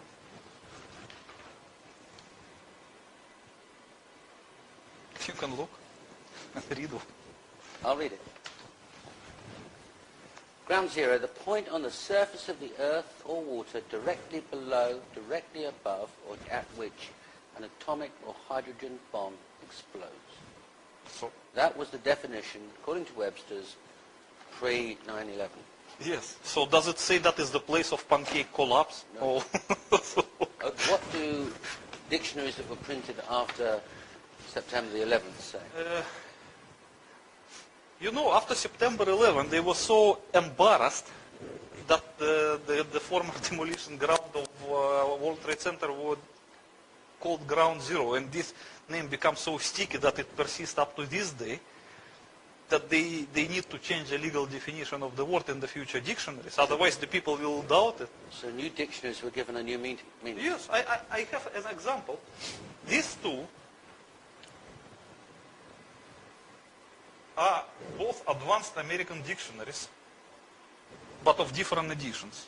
Yes. And both of them claim to be new, by the way. Okay. So let's compare. Let's compare. I'll look up Ground Zero in this one. This is the older one. You see it's black and white, and this is in color. Okay. I'll look up this one, and you look up that one.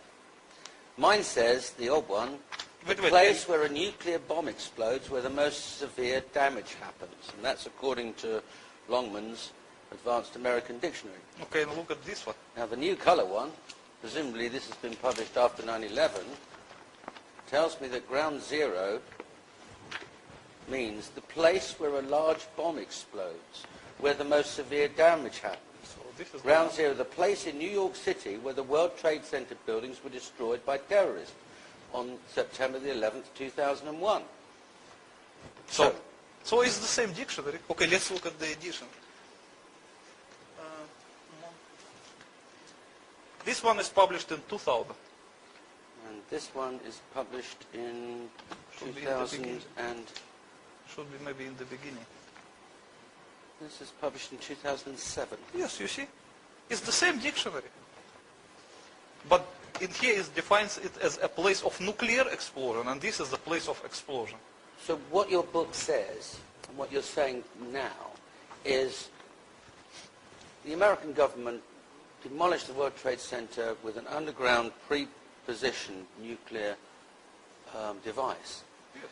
And that everybody called it Ground Zero afterwards, and they didn't want the idea of that referring to the nuclear device, so they changed all the dictionaries to read the place where this happened, a bomb blast, and buildings were damaged in New York. Is that what we're saying? Yes. You know, the English language itself became a victim of September 11th. They have to reprint the dictionaries. And not only this, they reprinted a lot of other dictionaries as well. Okay. Okay. But let's just stay with the effects of this pulverization and the dust.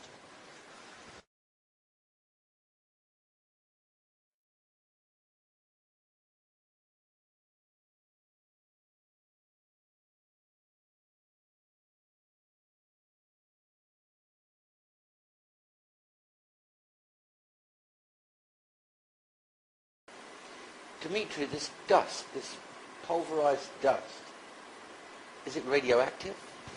You are talking about the dust which the tower was... That covered Manhattan? No, it is not. Okay, I will try to explain it to you. Many people, they believe that because the nuclear explosion on the World Trade Center was nuclear, then this dust should be radioactive as like a radioactive dust. No, it was not. I explain to you why. During an atmospheric nuclear explosion, when we have that well-known mushroom cloud, what happens? It will suck the dust from the ground level because of the high temperature inside the cloud. Right. Okay?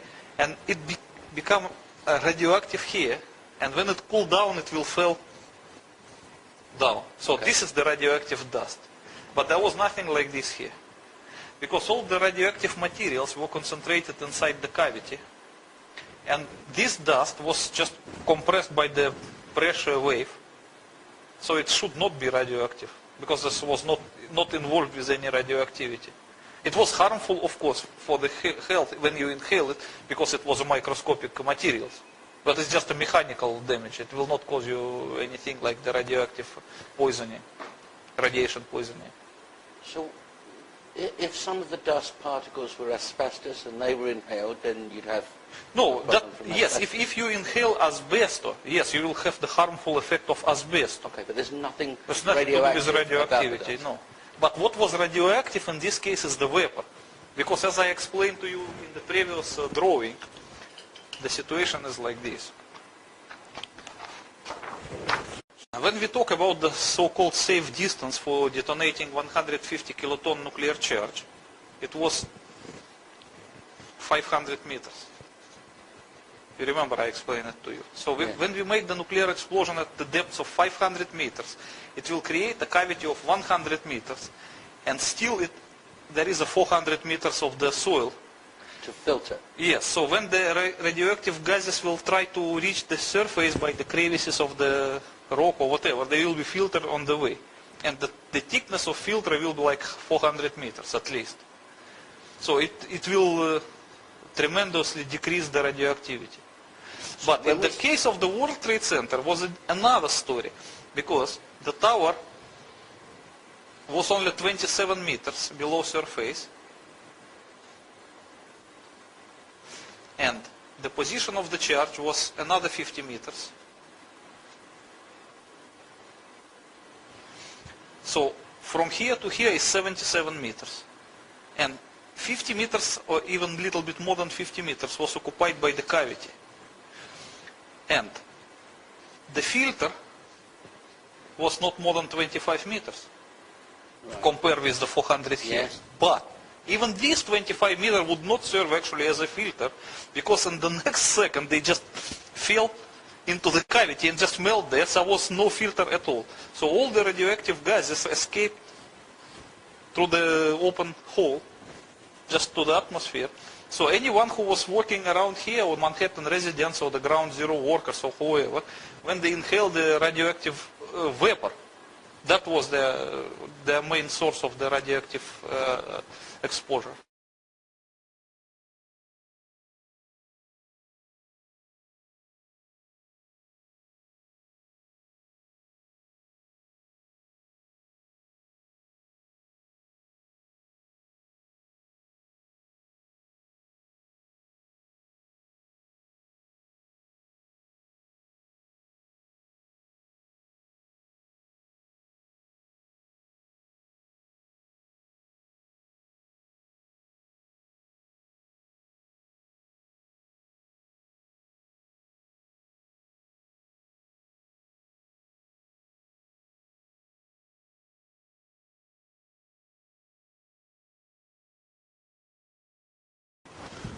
Okay.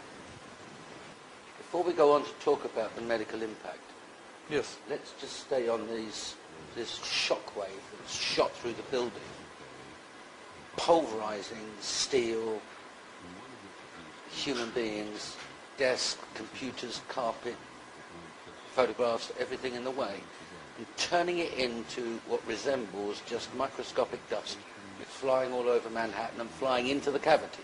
Yes, but very little percentage went to the cavity. Probably maybe 85 was just scattered around Manhattan. Right. And the minor part went And the down. composition of that dust is either concrete or steel, or it's just terribly fine. No, it was not like a plasma. Of course, you can distinguish the structure of actual material. And the various commissions, especially independent ones, who studied the samples of dust, Yes. found that the dust was represented mostly by the steel, fine grounded steel. Because the major part of the tower was a steel. The concrete was very little compared to the steel. 200,000 tons of steel. Yes. And you know that concrete, compare the volume of concrete used in the tower's construction was negligible compared to the volume of steel. Because concrete was used only in the thin slabs of the floors and nothing else than that. Okay, So that's why the most part of the dust was represented by steel dust, while some minor part was also a furniture dust, carpet dust, concrete dust, and of course a human being dust, because human beings were reduced to the same state. You have 210-story office buildings. You don't find a desk. You don't find a chair. You don't find a telephone, a computer. The biggest piece of a telephone I found was half of the keypad, and it was about this big. The building collapsed to dust. Okay, just before we move on, the cavity at this point is still an enormous temperature. Yes. Thousands of degrees of Celsius. Thousands of degrees. Which would be 8,000 and more than that. And that would take a long time to cool down. Yes, to completely cool down with 150 kiloton, it will take at least 1 year.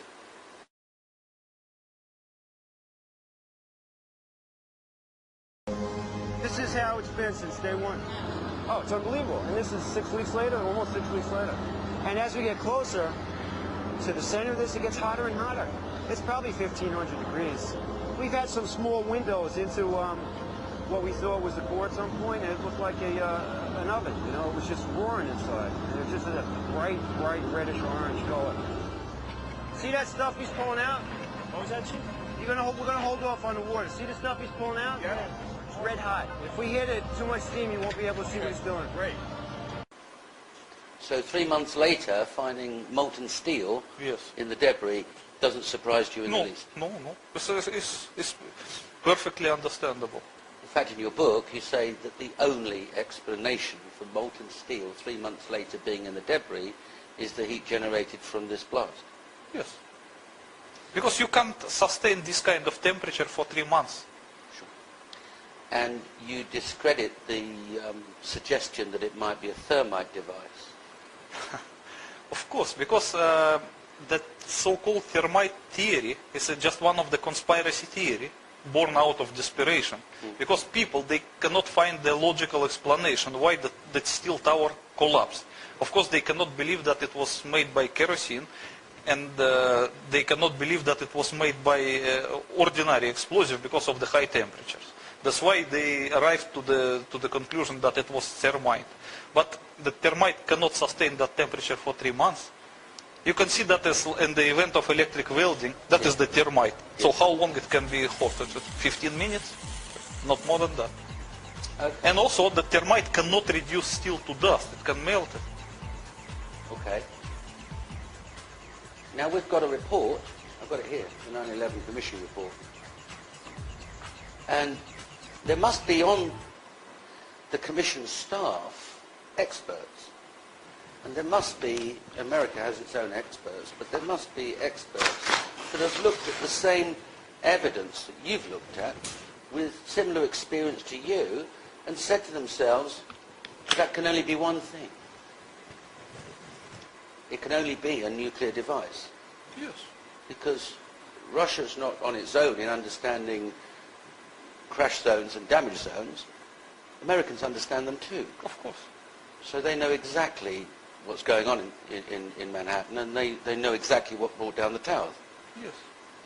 But why aren't those people saying, just a minute, you know, this Commission report's rubbish. It wasn't planes that brought the towers down, it was a thermonuclear device.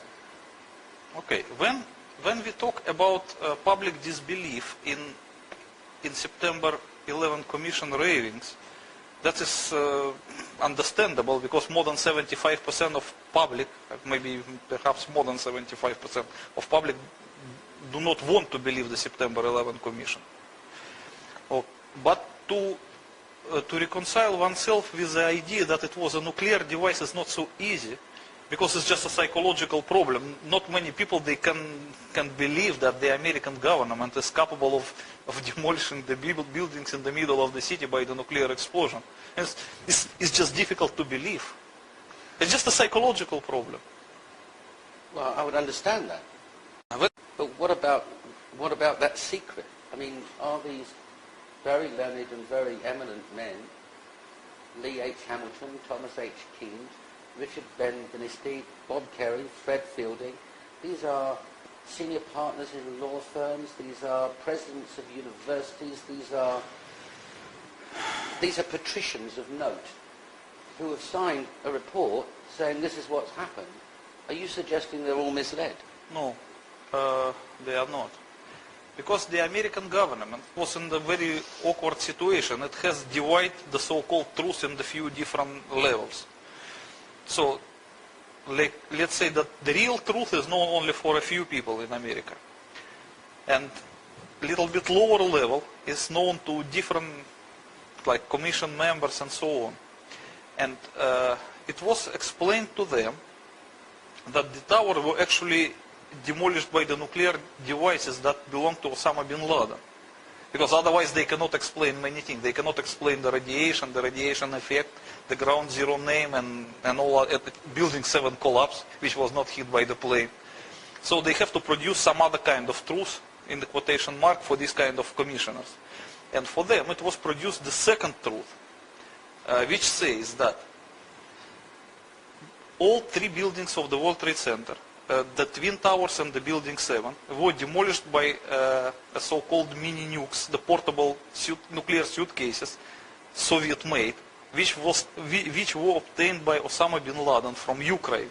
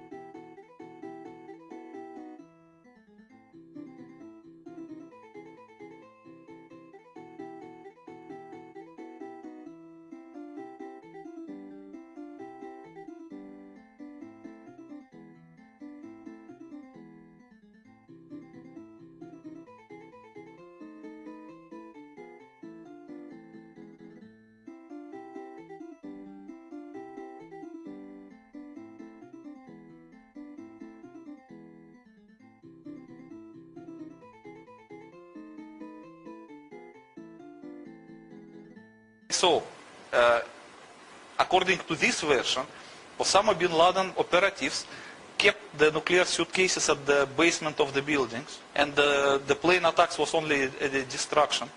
And in reality, they detonated them by nuclear explosions of the stolen Soviet suitcase nukes, and it caused the towers collapse. So the members of commissions were advised not to disclose this to public, but just to produce some false report to cover up the truth, because they don't want to scare the people by the nuclear weapon. And the commissioners agree. Dimitri, let's assume I was a fire chief, a senior fire officer, and I've just buried 343 of my friends, comforted their wives, and a Secret Service agent comes to see me and says, well, we'd like you to keep a secret. Would I really be prepared to do that? It depends on the way they present their arguments to you. As I explained to you, there are at least two different truth in quotation marks for various levels of American officials. And one of them, the ultimate top one, claims that the American officials were obliged, unfortunately, to demolish the World Trade Center by the nuclear devices because they believe there were half-megaton thermonuclear warheads planted above the towers. Those like the one hit the Pentagon. And the reason to demolish the tower was valid enough, because otherwise those warheads may produce half-megaton nuclear explosion, which will destroy the entire New York. And it could kill a few million New Yorkers. So that reason might be valid enough for the fire chief to accept that and to hide the truth. And that is for the top level of the fire officials. But for the middle level of the fire chiefs, there is a second truth also, which claims that the World Trade Center was destroyed by the portable nuclear devices of Osama bin Laden. So in this case, it does not suggest it was murder committed by the American officials, it was by the terrorists. So both of the so-called truths would be enough for the fire chiefs to keep silent. So we're talking about a big lie. Yes. A really, really big lie. And the Commission report and all the members that contributed to that report are parties to that lie. Unfortunately, yes. Doctors are party to that lie. Yes. Media. Some patricians within the media would be party to that lie. The media probably not, because they were just reported what was said to them by the officials. They did not invent anything. Agencies such as the FBI, they would be party to that Yes, lie. FBI agents definitely yes, because they know everything. That runs into thousands of people keeping a secret. Yes, should be thousands. And on the other hand, we've got people like you who understand these devices and their effect, physicists who are looking at, and they're jumping and screaming and saying, no, that's wrong. But we've also got physicists supporting the Commission's findings. So those physicists are party to a lie. Yes, because they were hired to produce the 9/11 Commission report. So they just performed their job. They were hired to do that, and they did the job. So what you can do? If they were like actors, when you hire an actor and you ask him to act something and you pay him for it, you can't blame an actor. And you're saying that the demolition of World Trade Center Building 1 and 2 was deliberate by the American government to prevent further loss of life. That's what I was told by the FBI. Your book doesn't go into the why concerning the events, just the how and who. No, at the end of the book, I add one of the last chapters. Once I got that information from the FBI, I modified my book by adding that chapter with this explanation. So now it is there. It was not there at the first version, but in the second it's there. Understood. And in your opinion, there's no other explanation for the collapse of World Trade Center 1 and 2 that's physically possible? No. So when we have people sifting through the dust and the wreckage and finding no carpet, no human bodies, no steel, no furniture, not even a mouse, that material was shipped away abroad to avoid further examination. Yes. Because they don't want the ordinary people know what is this. And it's understandable. Look, if you were and one of the involved members of the US government, and you are the one who pressed the red button to produce 3 thermonuclear explosions, 150 kiloton each in the middle of the populated city, and after that you send also the ground zero responders to work there without any protection. So you have no chance. You have to hide the truth until the end. And the free fall speed of World Trade Center building 1 and 2 is because there's only dust holding it up, so there's no resistance, and that's why it falls within a 12-second period. Yes, because the dusty structure of the tower, after it was pulverized by the crushed zone, it was so fine. It's like microscopic dust. It does not produce any resistance at all. Okay, what about World Trade Center 7? Oh, the World Trade Center 7 is another story, because it was demolished by the same means, but it was not hit by any plane. So it was difficult to explain its collapse. That's why That's so difficult that the 9/11 Commission report completely omitted it. Yes, because they have nothing to say. How they can explain it? How do you explain it, Dimitri? Okay, I will explain. First of all, let's look at one of the available movies showing the collapse. It collapses in 6.7 seconds, straight down on its own footprint. Yes, almost with the speed of free fall, Yeah. exactly as the Twin Towers did. In a cloud of dust. Yes, you can see. Yeah. You can see even the delaying dust from the top, but the mechanic of collapse looks a little bit different compared to the World Trade Center Twin Towers. The difference is like this. As I explained before,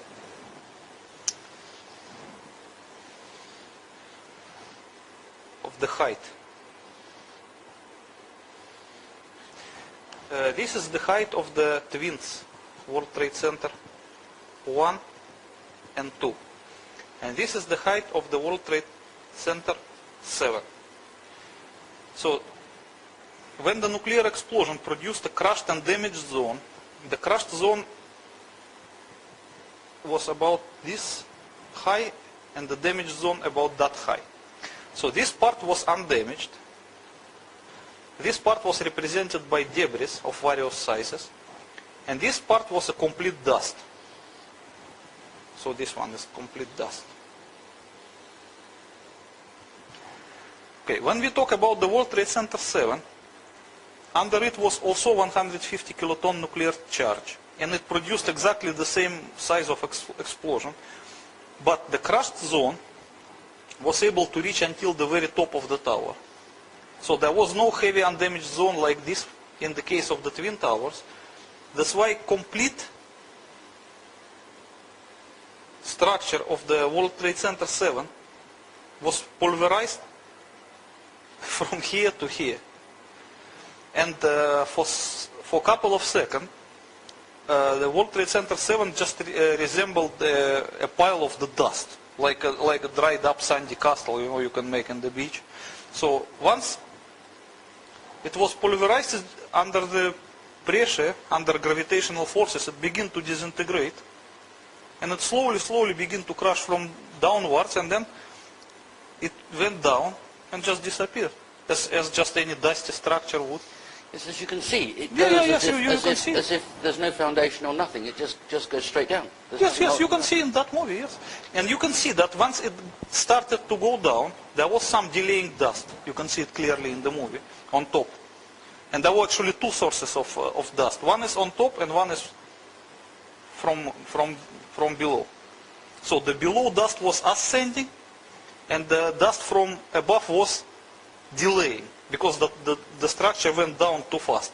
So the dust from above cannot catch up with it. So that is the proof that it was pulverized completely.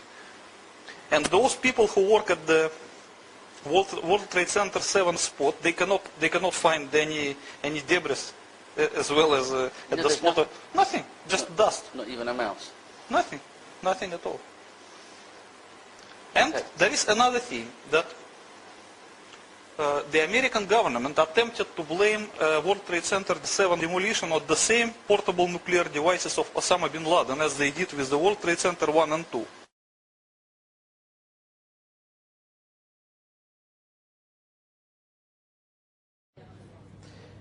We'll leave it there for the moment. We've got some news just coming in, actually, that the Salomon Brothers building in New York, right in the heart of Manhattan, has also collapsed. This does fit in with a warning from the British Foreign Office a couple of hours ago to British citizens that there is a real risk. Let me get the exact words. The British Foreign Office, the Foreign Department of the British government, said there was a strong risk of further atrocities in the United States. And it does seem as if there now is another one with the Salomon Brothers building collapsing. We've got no word yet on casualties. One assumes that the building would have been virtually deserted. Whether this latest collapse is going to influence the president, who we heard about a few moments ago, was expected to be heading from Nebraska back to Washington, we don't know.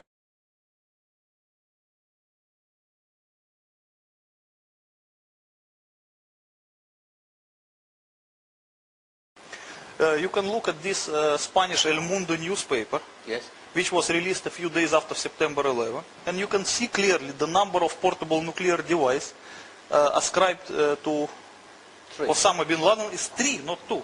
3 Ukrainian nuclear devices. Yes, you can see even their numbers and their models according to the Soviet classification. So that's part of a cover-up story Yeah. to patricians. Yes. Look, it's To the middle level of the... Right. Yes. What do you suggest is the reason for the destruction of World Trade Center 7?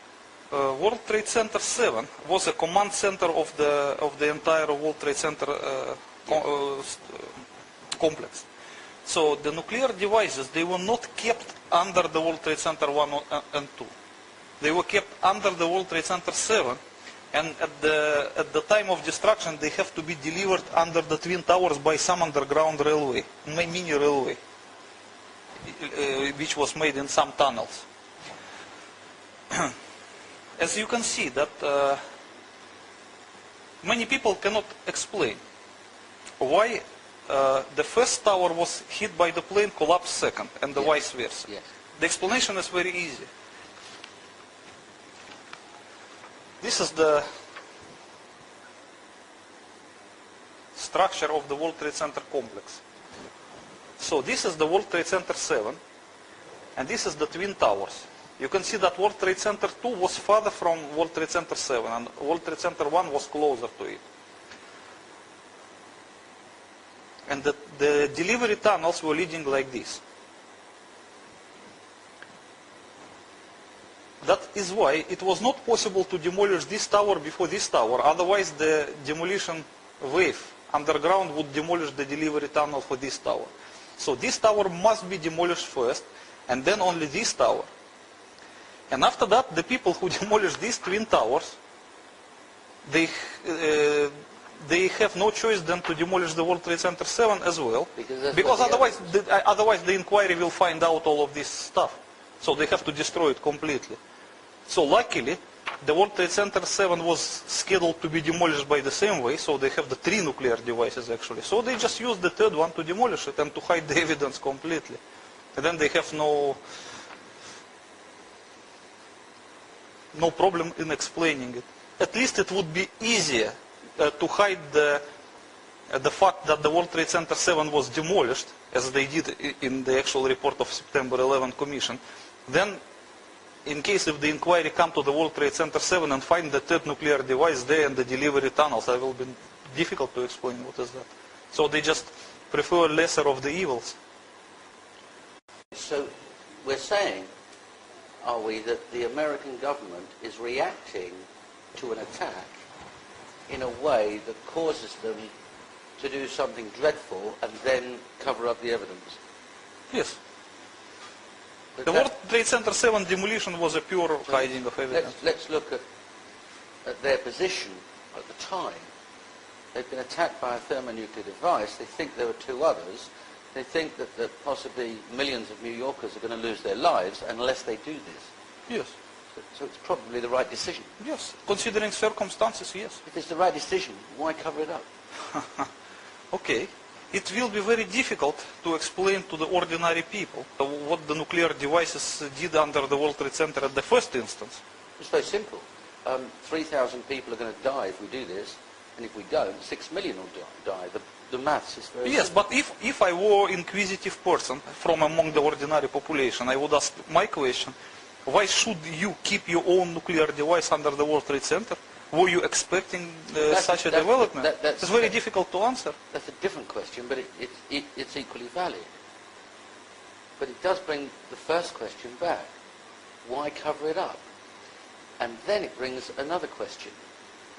Why launch two wars against two Muslim countries and stir up hysteria and anti-Muslim hysteria almost throughout the world on the basis of something that you know isn't true?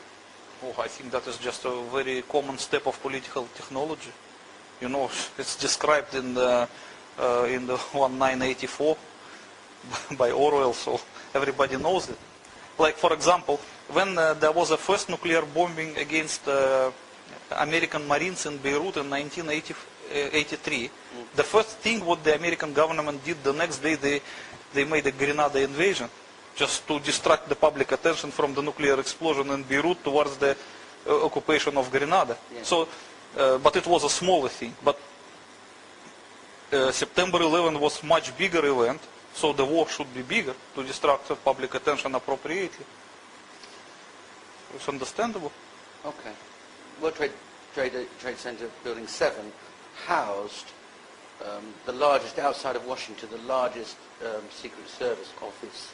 It housed the Emergency Operational Center for the Mayor of New York and police and fire departments.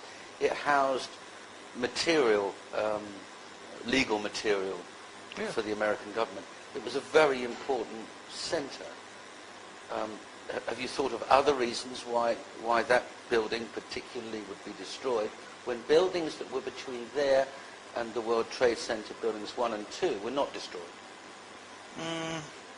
You know, many conspiracy theories believe that the main reason for destruction of World Trade Center 7 was that there was some incriminating materials kept in it. But when it comes to me, I don't think so. I think that it was just accidental. It's a coincidence.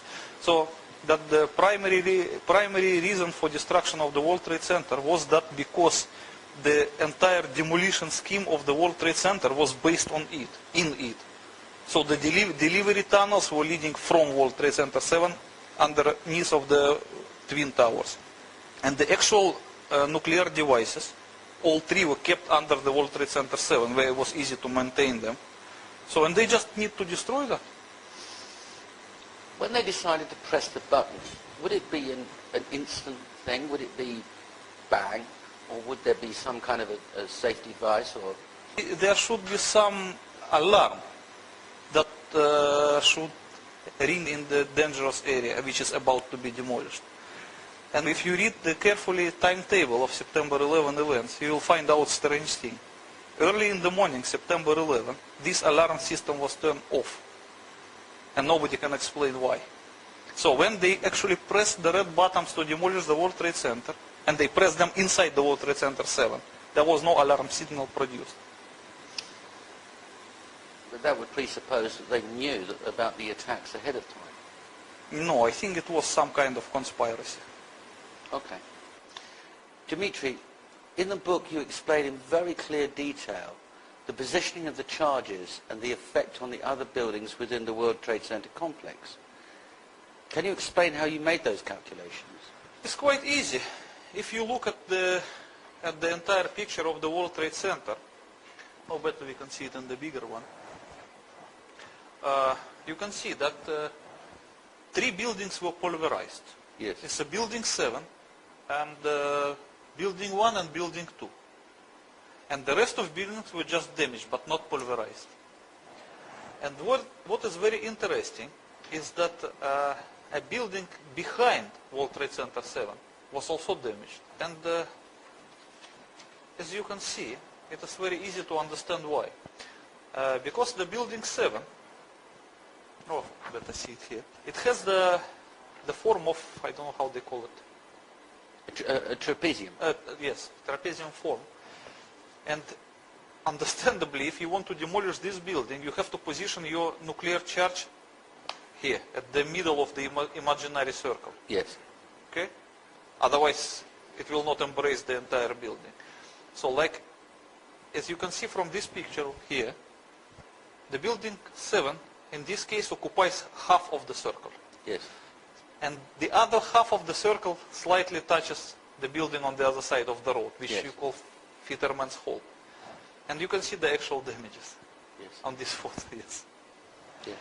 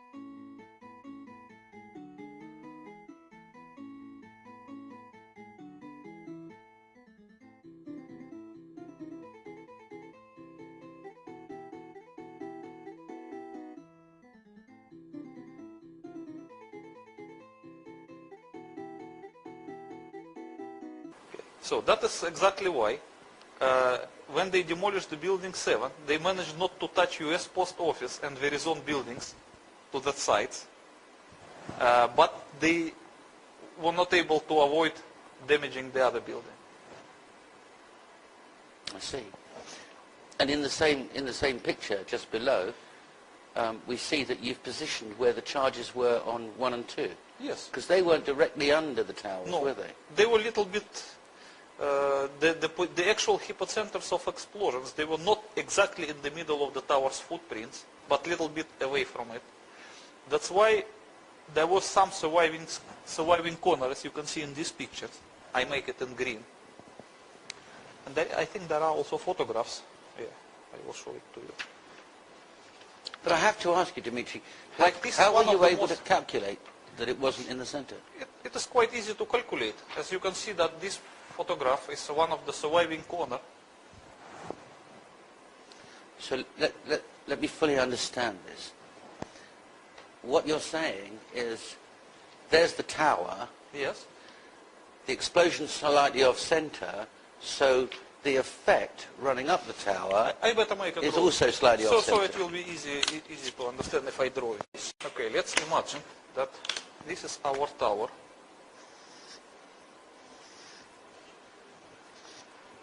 And the position of the charge is exactly at the middle. Yes. So the damaged and crushed zone will propagate more or less equally. Yes. Okay, but if the tower is like this, but the position of nuclear charge is here, not Yes. exactly at the footprint, little bit away from it. So it will produce the zones which go this way, Yes. and they might save this corner. So by looking at the corner, you're able to calculate how off-center the charge was? Yes, it is quite easy to calculate.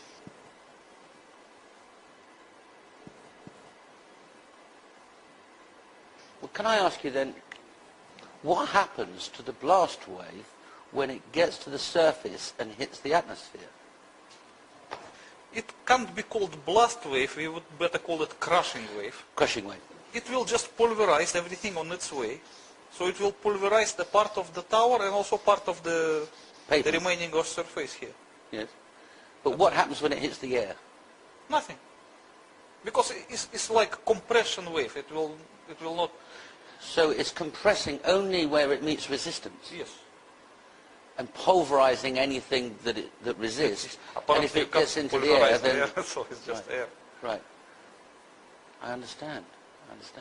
So you were able to look at the damage and calculate exactly where the zero box would have been? Yes, it is quite easy to calculate if you look at this picture. This one is an aerial photograph. And it's a bigger one. And this is official photograph, as you can see. There is a credit of September 23. You can clearly see that hypocenters were here, here, and here. Oh, you can see it in the bigger photograph. It's clear. You can just see it. Okay.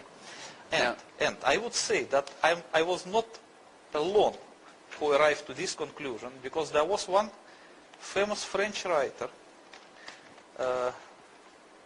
Actually, you can see his drawing here. Yes.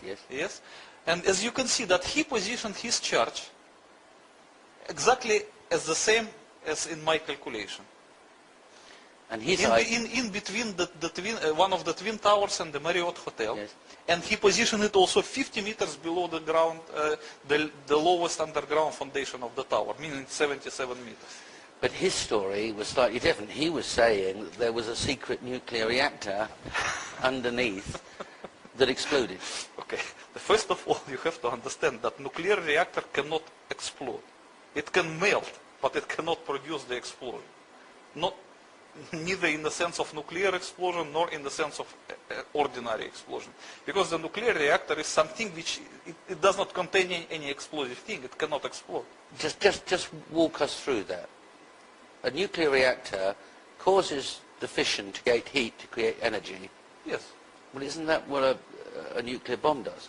No, because nuclear reactor, by the way it is constructed, produces heat which heats the vapor, and the vapor in turn runs some engine which produces electricity. Okay, that is how a nuclear reactor works. And the nuclear reaction in nuclear reactor and nuclear reaction in the nuclear bomb, they are different. And you also need the different quality of material to produce a nuclear explosion in the sense of explosion and the nuclear reaction in the reactor. But this French author who writes so carefully about an underground reactor must know this. And must therefore know that there's no such thing as a nuclear explosion. It is not even by school people, this is elementary knowledge.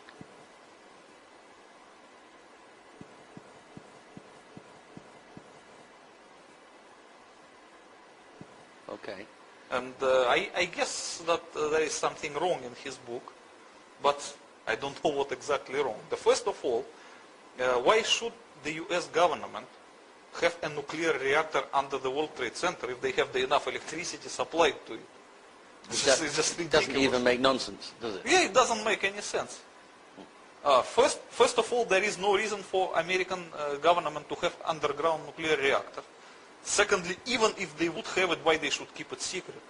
Because he claimed that it was a clandestine nuclear reactor, which is nonsense. Right. And the third, the nuclear reactor clandestine or what, it cannot explode anyway. So his story doesn't make any sense. But as you can see in his drawing, his alleged nuclear reactor in quotation mark was positioned exactly at the right spot, as the real nuclear charge of 150 kiloton was really positioned. Yes. Now, I've only read in your book where you refer to him. I haven't read his book. But it's clear to me that it would make nonsense to put 3 nuclear reactors under 3 different buildings. But that person does not claim about the World Trade Center 7. He limited his claims to 2 nuclear reactors only. The one for the World Trade Center 1 and the other one for the World Trade Center 2. He just avoided mentioning the World Trade Center 7. There are a lot of people that avoid mentioning World Trade Center 7. Yes, but as you can see from these photographs, you can clearly see 3 destruction spots. Yes. And even you look at this picture, which shows the 3 spots emitting the vapor. You can see also the vapor coming from the spot of the World Trade Center 7. Yes, clearly. Okay, and if you see this report, the article in New Scientist magazine, written by one of the firefighters, he claims that under the World Trade Center 7, there was exactly the same hot spot as under the Twin Towers. So, and the firefighters were obliged to use the same kind of chemicals to deal with the fires. So, this is the proof. The World Trade Center 7 was destroyed by the same way as the Twin Towers did.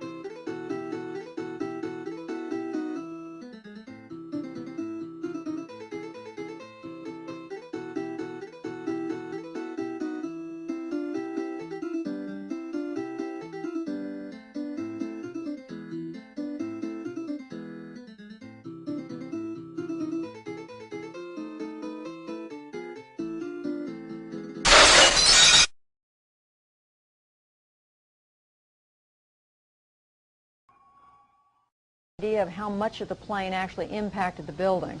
You know, it might have appeared that way, but from my close-up inspection, there's no evidence of a plane having crashed anywhere near the Pentagon. The only site is the actual site of the building that's crashed in, and as I said, the only pieces left that you can see are small enough that you could pick up in your hand. There are no large tail sections, wing sections, a fuselage, nothing like that anywhere around, which would indicate that the entire plane crashed into the side of the Pentagon and then caused the side to collapse. Now, even though if you look at the pictures of the Pentagon, you see that the floors have all collapsed, that didn't happen immediately. It wasn't until almost about 45 minutes later that the structure was weakened enough that all of the floors collapsed.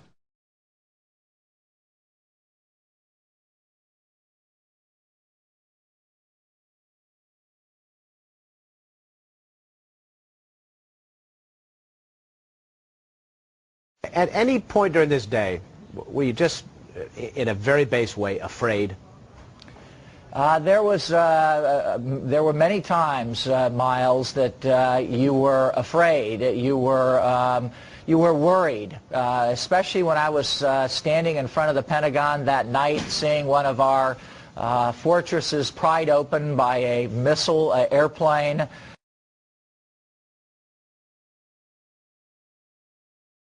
Fortresses pried open by a missile. Fortresses pried open by a missile. Fortresses pried open by a missile airplane. A missile airplane. A missile airplane. A missile airplane. A missile airplane. A missile airplane. A missile airplane. A missile airplane. Now let's hear from some eyewitnesses who were here when this all happened. It was a massive explosion and absolute chaos afterwards. We heard it happen and everything shook and the ceiling started to fall. And, I thought it was because there's generators and things. We just thought something, there was malfunction, something exploded. Generators and things. We just thought something, there was malfunction, something exploded. I mean, it was like a cruise missile with wings. Went right there and slammed right into the Pentagon. I mean, it was like a cruise missile with wings. Cruise missile with wings. Cruise missile with wings. I want to talk about the Kursk and the origin of the granite missile. There are some interesting things that you refer to in your book with some clear pictures about what happened to the Kursk missiles and the missile silos after the submarine was recovered. Can we talk about that for a moment? Yes, because certain Russian officials they knew that all missiles from Kursk submarine was stolen and there was nothing in the silos, and they did not want the recovery workers and the rest of the involved people to know of this fact. So they have to produce some cover-up story to hide. First they have to hide the fact that the missiles were stolen, and secondly they have to safely decommission the missiles without attracting much attention to this fact. Okay, let's walk through that. Yes. So they recover the submarine. What do they do then?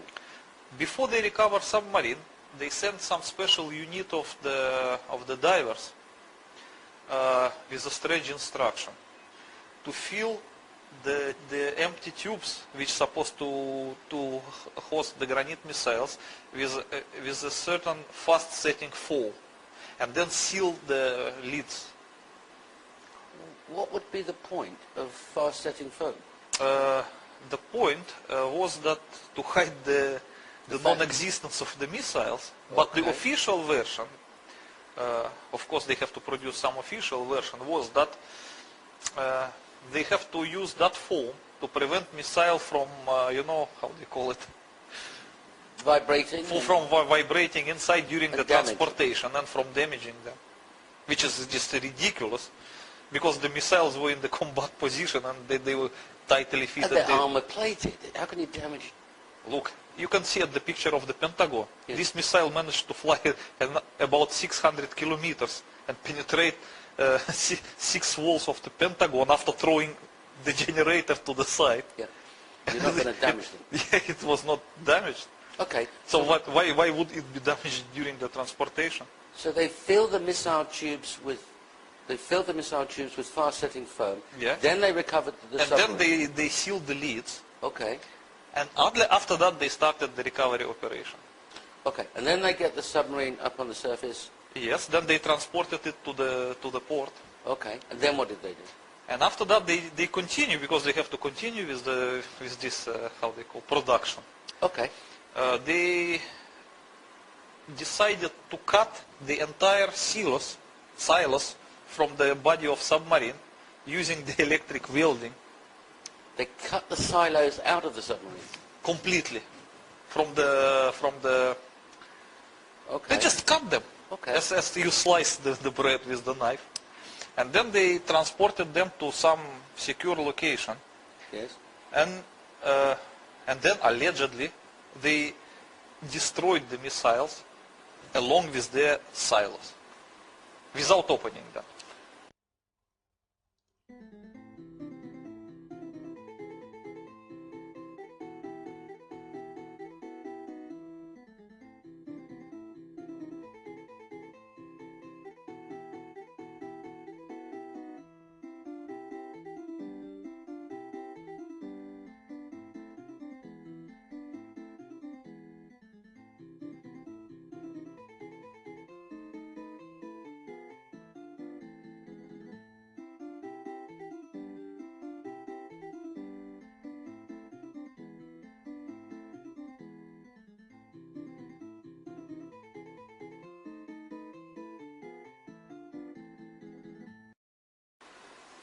So Dimitri, what would they do with the silos once they've been cut out of the submarine? So then the story continued.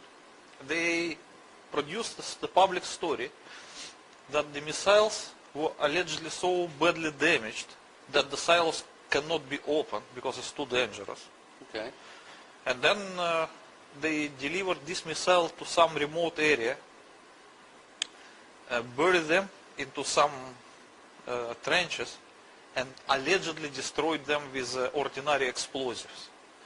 But if you analyze what they publish in the media, it seems that they were destroyed by the portable nuclear devices, just to make sure that they will be completely destroyed. Because you cannot afford to destroy such things with ordinary explosives, because something will remain. And the people still can find out there were no missiles inside. So they should use some portable nuclear devices like a mini nukes to do the job. And it seems that it was so.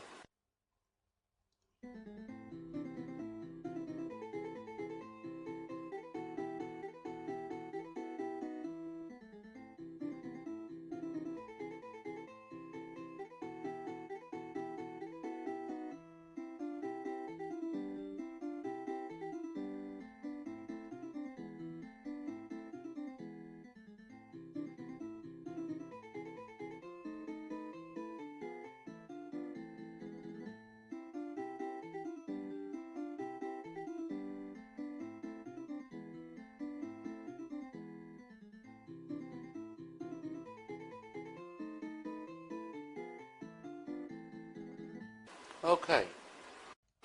So that means they were completely destroyed, okay, and nothing remained of There's them. no evidence. Yes, because when you use the portable nuclear device to destroy a missile, there will be nothing remain. Going back to your military experience, what should have taken place? If the missiles were there, yes, they should bring the submarine back. Then they should create a commission, which will consist of the constructor of the missiles, and the constructor of the warheads, yes, the producer, and the people from the 12th Chief Directorate who are specialists in the maintaining of nuclear warheads and yes, in the registrar, and the people from the North Fleet who are specialists in the actual missiles, yes, a part of the warhead, and also some commanders of submarine which are of the same class of the Kursk. yes. And this commission have to study the things and evaluate what can be done. So this is then a they have to committee. produce report. This is a full committee of Yes. important people. Yes. Because this is an important matter. Of course. 22 thermonuclear warheads. And missiles also. And missiles. Yes. Okay. And what would that commission do? They would appoint some people to get the missile and to bring them to some location where they can study them. Yes. And to evaluate the situation, and then to produce the report what they recommend to do next. Yes. And depend on the condition of the missile, they may recommend just to clean them and put back to commission, or Yes. to disassemble them. It just depends on the actual situation. The commission may decide, Right. depending on what happened with the missiles. Presumably the component parts of a thermonuclear warhead are valuable. Of course, because they contain a very expensive nuclear materials. How expensive? Oh. The problem is that because they don't sell it at a market price, there is no market price. But still, I guess that a kilogram of weapon-grade uranium should be, I don't know, maybe over 100,000 US dollars. And a kilogram of plutonium, which is even more expensive, is probably 10 times as much. And these are... And there should be at least 20 kilogram of plutonium used in each warhead, so 22 warheads and 20 kilogram of plutonium. You can make your calculation. As in many millions of dollars.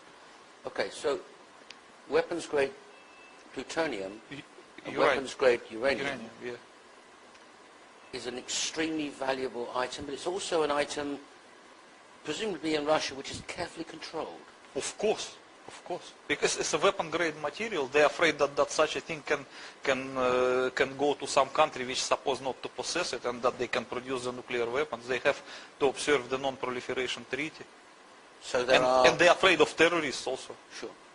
So there are clear, designated control factors that have to be observed within Russia. Of course, and besides of all, you know that the weapon-grade uranium, even though you don't really need to be used as a weapon, you can still use it for diluting the other uranium to produce reactor-quality uranium. Right. And so you can always find use of it. So you're never in your wildest dreams throw it away? No. Why should you? It's like a gold. It's more expensive than gold. Why should you throw the gold? Have you any experience in your time in the 12th Directorate of ever this kind of material being thrown away before? Look, I was not particularly the specialist in the nuclear materials. Mm-hmm. As I told you, my specialty is a little bit different, but I can confirm for you that is for sure not. Okay. When some nuclear warhead is to be decommissioned, the material from it will be in the most of the cases, this warhead will be simply remade into something newer. So the material will come out and turn into something else? Probably it will be just used in the next warhead, in the next generation of warheads. Okay. Or, if they don't want to use it in the warhead, they will just keep it as a material for the next use, or they may also use it in diluting the natural uranium to produce the reactor quality of uranium. I mean, they will always find use of it. But they were not going to leave it round by the bike sheds, you know, to get round to when they want to. It's going to be carefully stored in a careful... Of course. It's a tightly controlled material. Okay. So your only explanation for the destruction of the missile and the warheads coming from the Kursk is that they weren't there, and that's why they were destroyed, to hide the evidence? Yes. Because, of course, it would be embarrassing for the rest of the world to be aware that the Russians have misplaced 20 missiles. 22. 22 missiles. Well, 21. We know where one of them is. Yes. Okay. And some American officials believe that 2 of them were used, I mean, the warheads used in the planes that hit the World Trade Center. So that we can argue whether the terrorists still have 19 or 21. But no one will ever know, because if they were, they would turn to dust. Okay, so that's got to be the cause of some discussion between the American government and the Russian government. Yeah, of course. Backwards and forwards. And definitely it was. And there's no question in your mind that the destruction of the missiles and the warheads from the Kursk is a deliberate act to hide the fact that those missiles are no longer there. Yes. And you are saying to the rest of the world in your book and here that there are 21 missiles unaccounted for. 22 minus 1. Yeah. Yes. The one fired into Pentagon. Each with a thermonuclear warhead. Of half megaton. 500 megatons. 500 kiloton or half megaton. Okay. A 500 kiloton warhead detonated in the middle of London. What would that do? It depends on how high will be the altitude. If, let's say, the altitude will be a half kilometer, it will just destroy the entire London, I guess.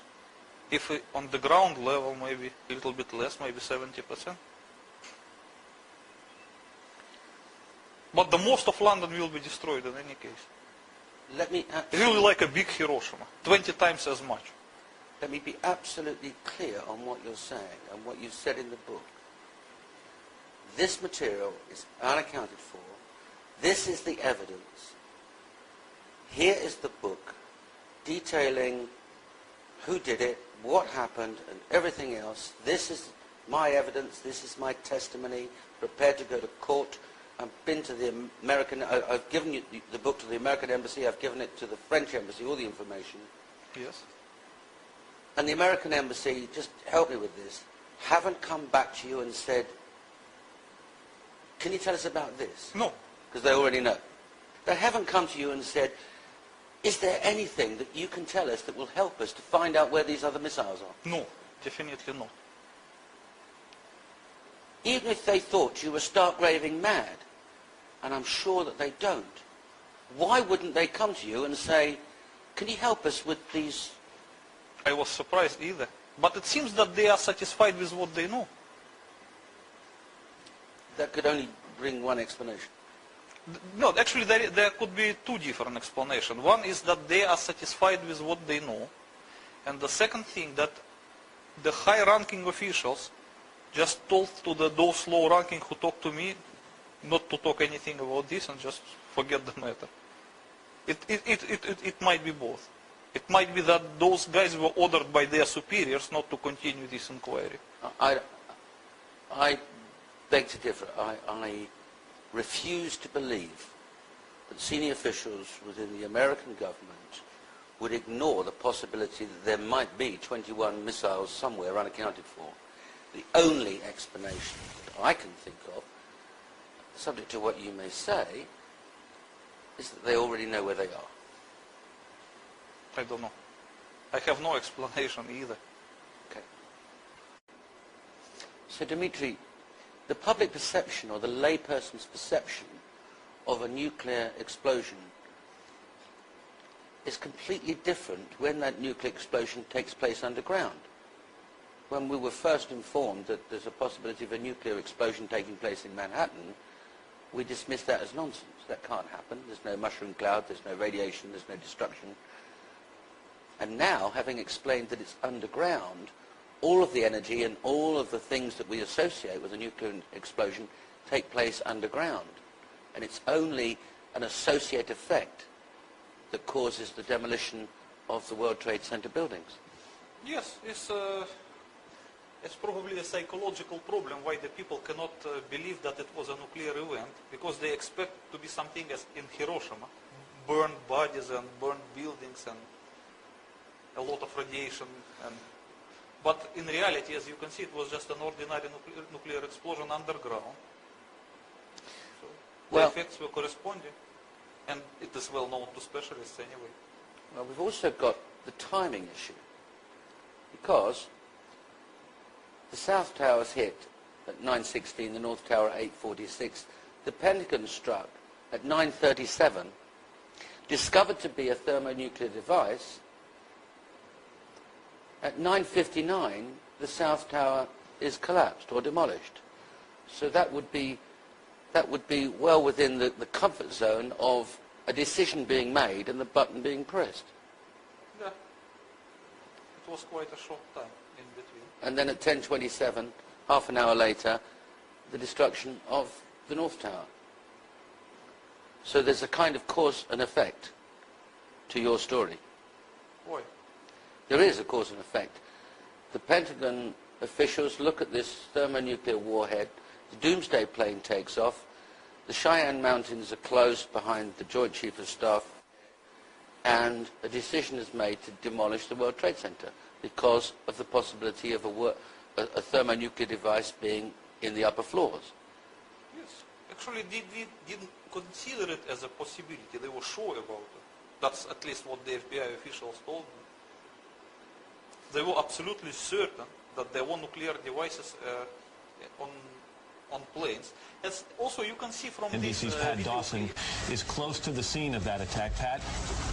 The chief of safety, as I said, chief safety of the fire department of New York City, told me that shortly after 9 o'clock, he had roughly 10 alarms, roughly 200 men in the building trying to effect rescues of some of those civilians who were in there, and that basically he received word of the possibility of a secondary device, that is another bomb going off.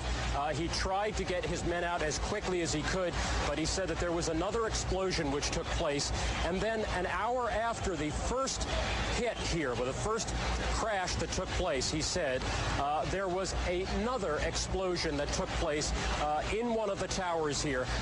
So obviously, according to his theory, he thinks that there were actually devices that were planted in the building.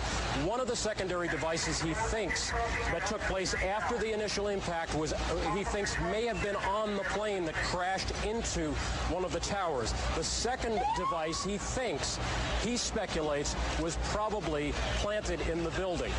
So that's what we have been told by Albert Turry, who is the chief of safety for the New York City Fire Department. He told me that just moments ago. Please listen carefully what that person says. One of the secondary devices he thinks that took place after the initial impact was, he thinks, may have been on the plane that crashed into one of the towers. The second device he thinks, he speculates, was probably planted in the building. Just listen.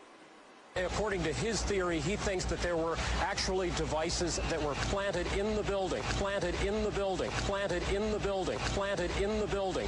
One of the secondary devices he thinks that took place after the initial impact was, he thinks, may have been on the plane, may have been on the plane, may have been on the plane, may have been on the plane. It's about 2 nuclear devices.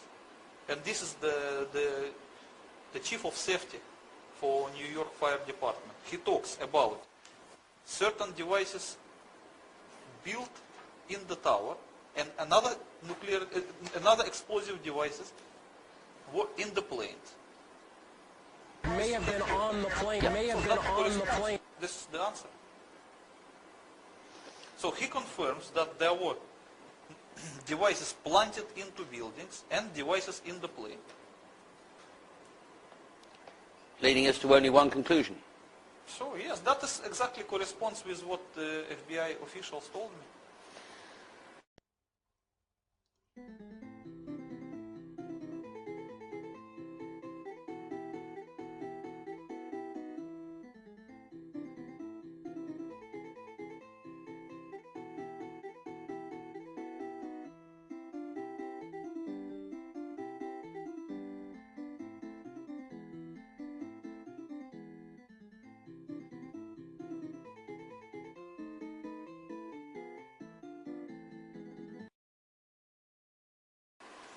Dimitri, I want to turn to other events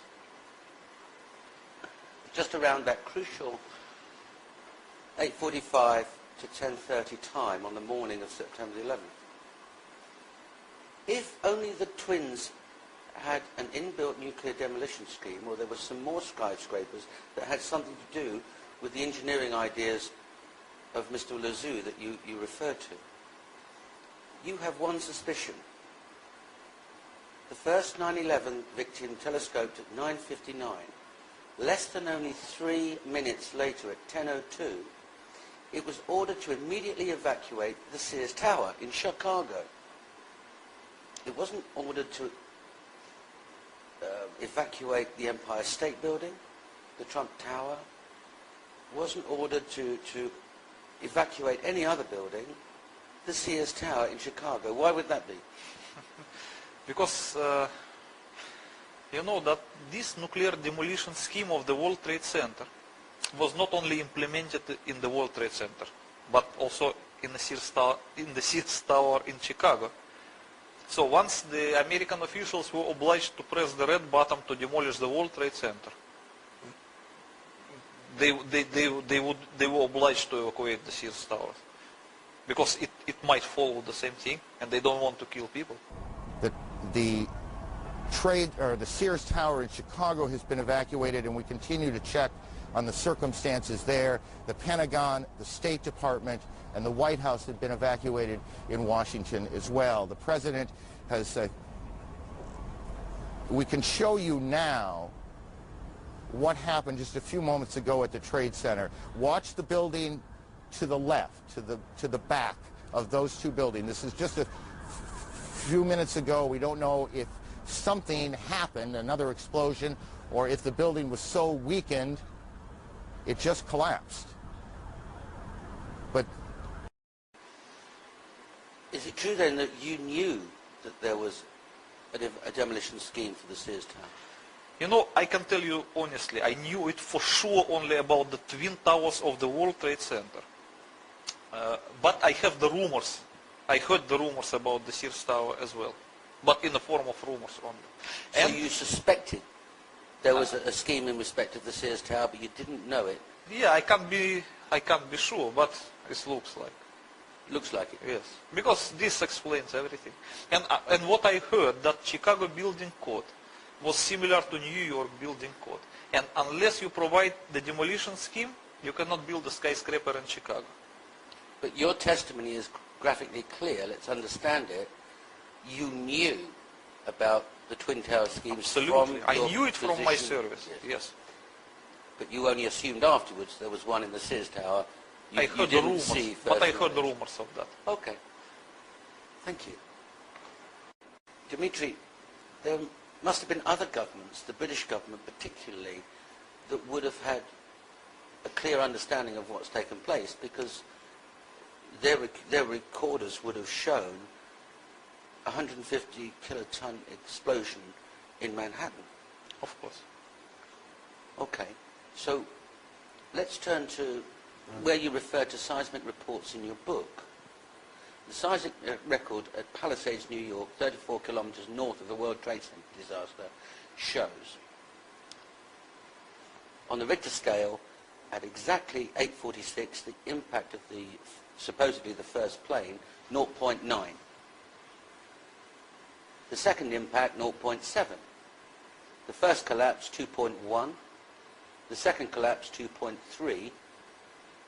And the World Trade Center Building 7 collapse at 0.6.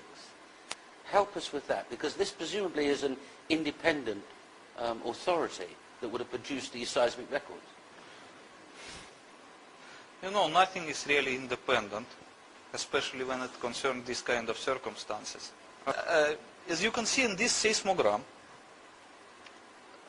the two peaks that's supposed to represent the two nuclear explosions under the World Trade Center during the time of their collapses, they, first of all, they were not natural. They are probably handmade just by the pen and the ruler. They are just too perfect to be natural. The second thing, that they purport to represent the two explosions of the portable nuclear devices, less than 1 kiloton or about 1 kiloton. That is by the seismic magnitude. Because the 150 kiloton of nuclear explosion would produce much bigger peaks than these two. Another proof that this is lie, that the third nuclear explosion under the World Trade Center 7 was not depicted here as a nuclear explosion. So this seismogram correspond to the so-called intermediate level of the truth, which claims that the World Trade Center was demolished by the nuclear devices of Osama bin Laden. So this is a story for the patricians. Yes, and even though it does not correspond perfectly, because the story for the patricians, as according to the El Mundo newspaper, claims that the 3 mini nukes were used. Yes. And this one shows only 2. It does not want to show that the World Trade Center 7 was collapsed by the same kind of mini nuke. So it's just a kind of it's bogus evidence. But if this seismic report were accurately reflecting 3 underground 150 kiloton nuclear explosions, what level on the Richter scale would that More than 5.7. More than 5.7. And this is, as you can see, 2.1 and 2.3. Okay. Coming back to the brave firefighter that gave testimony only a few days ago, who was in the Marriott Hotel receiving orders, when he ran outside to go to the South Tower, he felt the ground shaking underneath him. He looked up and the South Tower was collapsing. He ran to join his colleagues along by the North Tower. Half an hour later, he testifies that the ground was shaking like a train running by underneath, and the North Tower collapsed.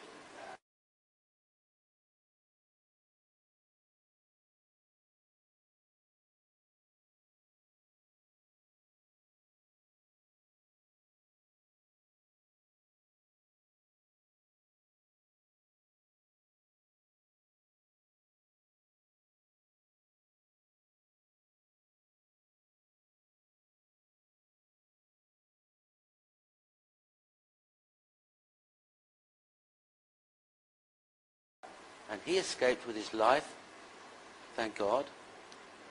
In the event that a 0.1 kiloton nuclear explosion took place underneath or in the South Tower, and it made, on the Richter scale, an impact of 2.1, would that cause the ground to shake? No.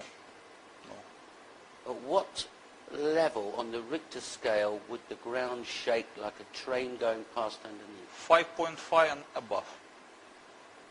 5.5 and above. Thank you.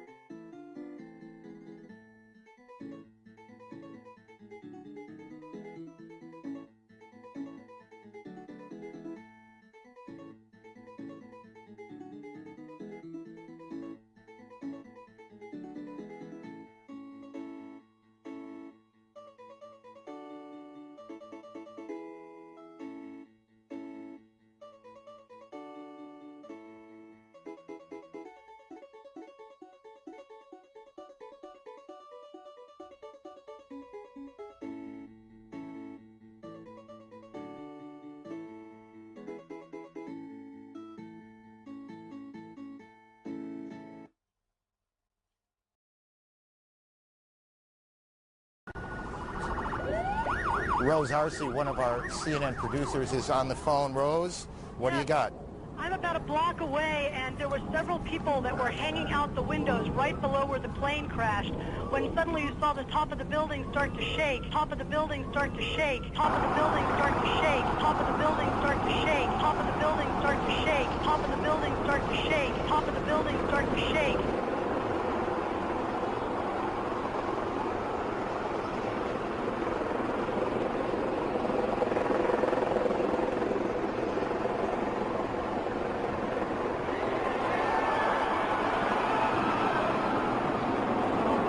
So the impact of what you claim is clear. So you asked me your question, how would the foreign government treat the available seismograms? Okay. They will treat them in the same way, they will misinterpret it. So those people whose profession is to interpret the seismogram, they will say that, look, it doesn't correspond to the 1 kiloton portable nuclear device, it's at least 150 kiloton or about that. So their superiors tell them, please, keep shut your mouth, and they will just make the discovery, you know, corresponding the official version of events. That's easy. Also were trapped by this. And here is the second tower that's coming down, and this was a similar situation. This defies belief.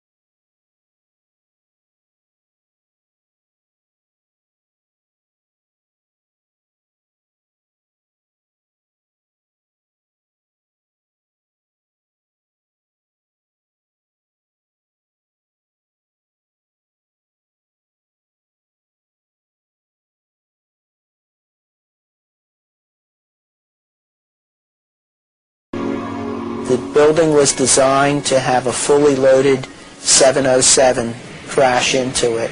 That was the largest plane at the time. I believe that the building probably could sustain multiple impacts of jetliners because this structure is like the mosquito netting on your screen door, this intense grid, and the jet plane is just a pencil puncturing that screen netting. It really does nothing to the screen netting.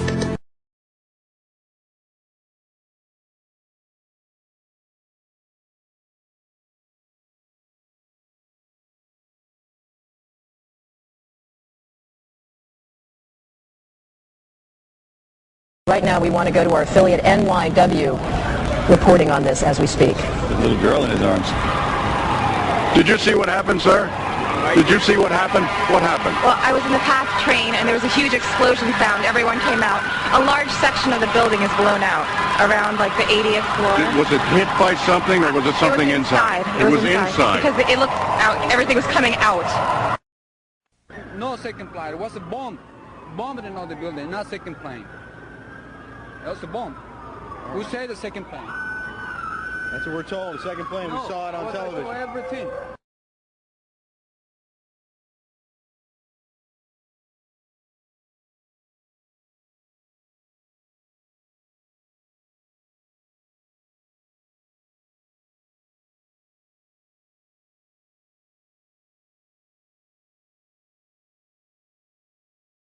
The design of planned attacks on buildings inside the U.S. and how operatives were directed to carry them out. That is valuable information for those of us who have the responsibility to protect the American people. He told us the operatives had been instructed to ensure that the explosives went off at a point that was high enough to prevent people trapped above from escaping.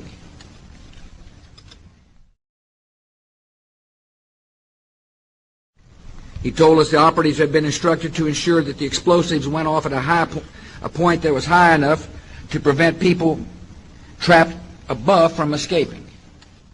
To ensure that the explosives went off at a point that was high enough to prevent people trapped above from escaping.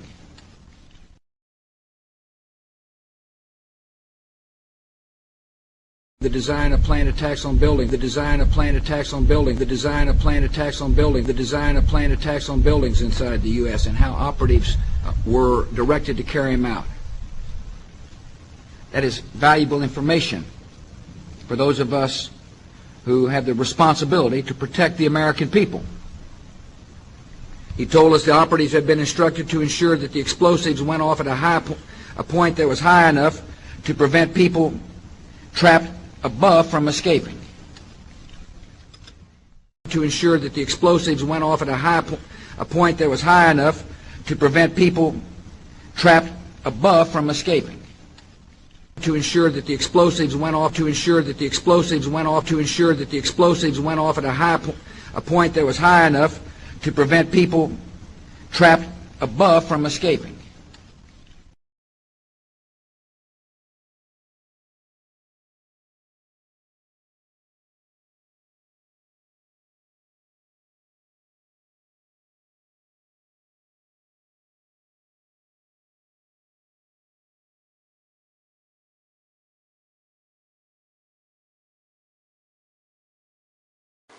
Let's deal with another feature of what took place on the morning of September the 11th, and another claim that you make in your book.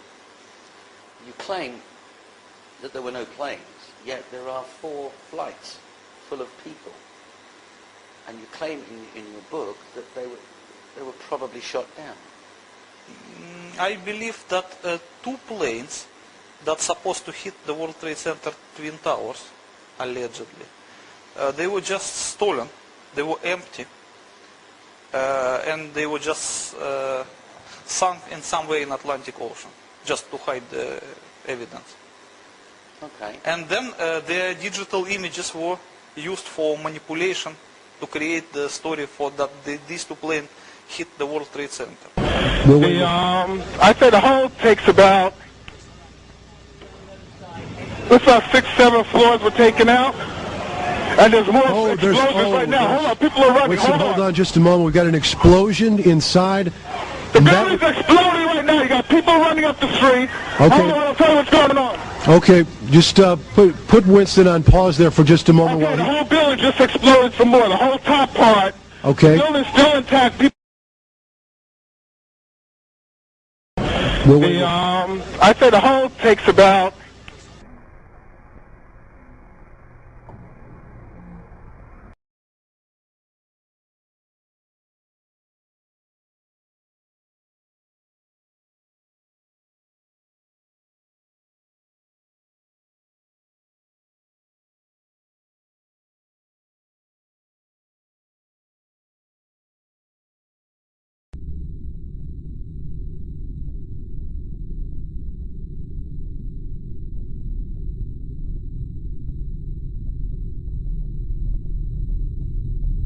And there's more.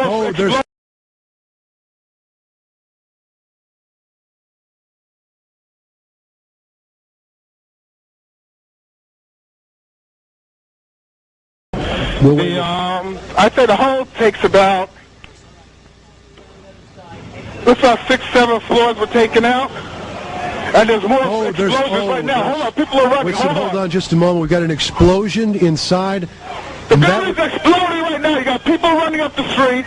Okay. Hold on, I'll tell you what's going on. Okay, just put Winston on pause there for just a moment. Okay, the whole building just exploded some more. The whole top part. Okay. The building's still intact. People.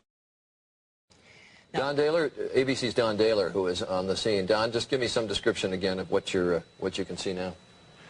What we're seeing, it appears that there is more and more fire and smoke enveloping the very top of the building, and as fire crews are descending on this area, it does not appear that there's any kind of an effort up there yet. Now remember, oh my God.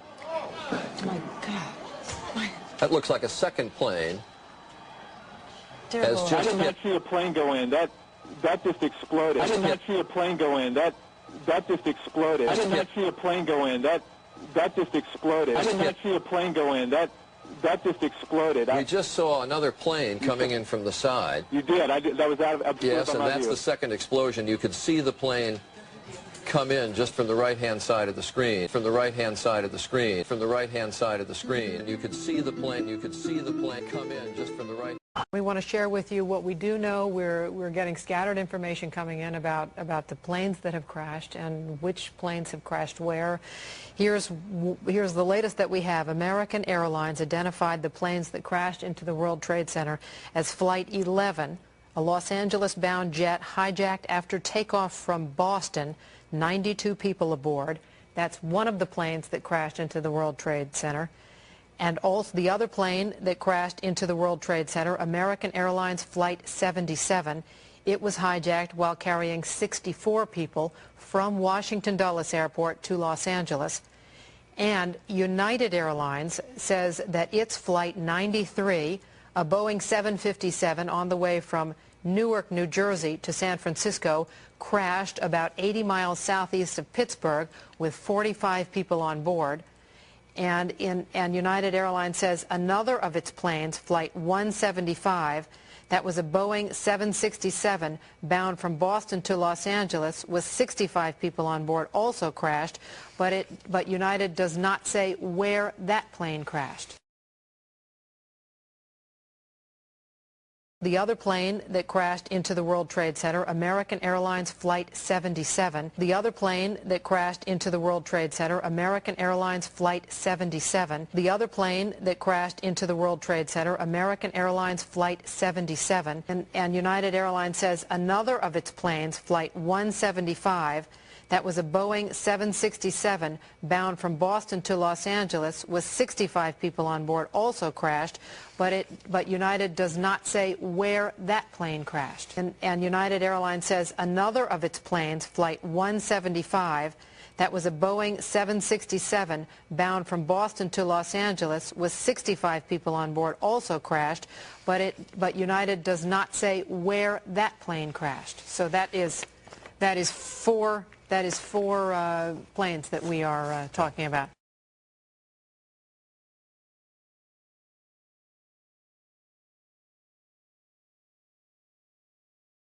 We are hearing from eyewitnesses who were in the area at the time that they saw an aircraft slam into the south side of the Pentagon this morning. There was one eyewitness who said that there were no markings at all on the side of the plane.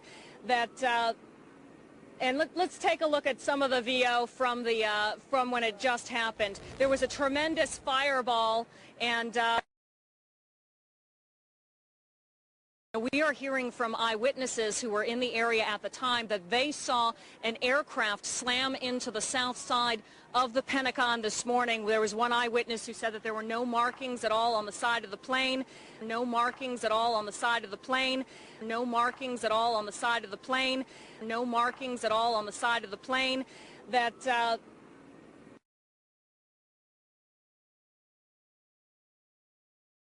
When it comes to the other two planes, one of them was later assigned to Pentagon, and the other one was, as you say, that Flight 93. I think these two planes were genuinely shut down by the U.S. government in panic, which followed the September 11. I have no proof of it, of course, but it looks like. Well, the only evidence we've got is in Shanksville, Pennsylvania, where United Airlines Flight 93 crashed, so we're told, at 10:06 on that morning. The last hero wasn't found on the ground, but rather in the air of United Airlines Flight 93. Before the plane crashed in Pennsylvania, passenger Jeremy Glick told his wife by cell phone that he and his fellow passengers had a plan to resist the terrorists by possibly tackling them. He knew there was a good chance he would die trying. Before the plane went down, he told his wife to have a good life and take care of their 3-month-old baby girl. In the end, United Airlines Flight 93 was the only hijacked plane that day not to hit a major target. Jeremy Glick, a hero who would not live to hear himself praised. But there are also recordings of conversations between passengers and people on the ground during the course of the end of that flight? Look, this was just a kind of fake evidence produced later to cover up the story. First of all, you have to understand that the mobile phone tower, the center of the mobile cell, cannot transmit the signal over 2 kilometers.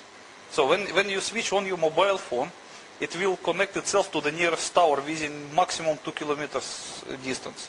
So once a plane is flying at the altitude of, let's say, 8 kilometers, it's simply too far to reach any tower. It's more than 2 kilometers, 4 times as much. It's just not possible to connect your mobile phone to any ground tower.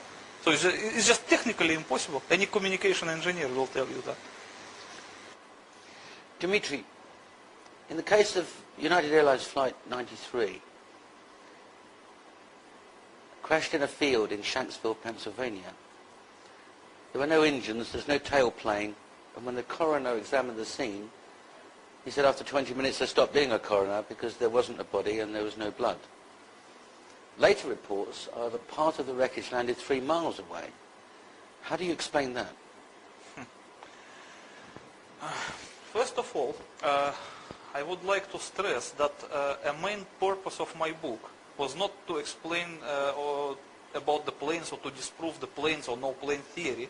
The main point of my book was that I used to serve in certain department of the Soviet military which knew about existence of the nuclear demolition scheme of World Trade Center. Yes. That is why my primary point was to explain this to public. But when it comes to the planes, it was just like a secondary thing which I was obliged to research just to complete the book. It was not the main point. That is why when it comes to the World Trade Center demolition, I knew it for sure, because I really know it. I knew it from my former service, and I know how to explain the mechanics of the demolition. But when it comes to planes, I was obliged to use publicly available sources. So my opinion is just my private opinion. Well, you express it in the book, why not express it? Yes. Okay, so the point is like this. When plane falls down in result of anything, it usually falls down as a whole piece. So it should hit the ground as a whole piece and disintegrate while on the ground. Yes. If the plane was disintegrated in the air, that means something caused its disintegration there. It should be either a big explosion, which tear plane apart, or we also can presume that the plane was shot with the cannons, because the cannon is rapid firing.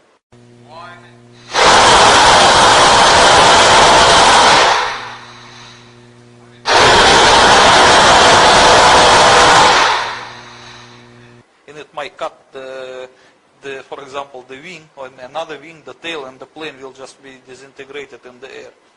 So the pattern of the plane collapse in the case of the Flight 93 suggests that the plane was shot down, and not by the missile, by the cannon. Why not the missile? Because you know that all modern missiles and all modern planes have so-called IFF identification, friend or foe. So whenever plane flies, it always transmits the signal, I am a friend, I am a friend, I am a friend. And no guided missile can lock on such a plane because it's own plane. So it's just technically impossible. It's a means of protection. So in order to shoot your own plane, you cannot use your own missile. You can only use cannon. And you know, if you read carefully all publicly available sources in regard to that September 11 events, especially in connection with the Flight 93, you will find some strange thing. One of the American interceptors, I mean the fighter's plane of the US Air Force sent to intercept hijacked planes, came back with entire cannon munition spent. And nobody can explain why they managed to spend the cannon munitions. It wasn't on an exercise or anything like that? They claim it was an exercise, but look, who will believe that that exercise took place in the middle of September 11 events? When all the flights were restricted and all fighter planes were sent just to ground or to intercept the hijacked planes and And nobody would conduct such an exercise in the middle of these events. It's ridiculous.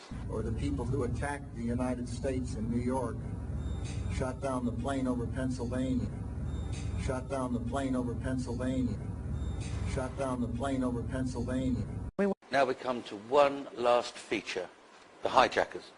Yes. To have hijacked planes, you've got to have hijackers. Yes. And the FBI very quickly named 19 men. Flight 11, 5 gentlemen. Flight 175, 5 gentlemen. 5 on Flight 77 and 4 on Flight 93. In your book, you disclosed that of the 19 hijackers, in the case of American Airlines Flight 11, one of them's a Pakistan ISI agent, and 3 of them are found alive.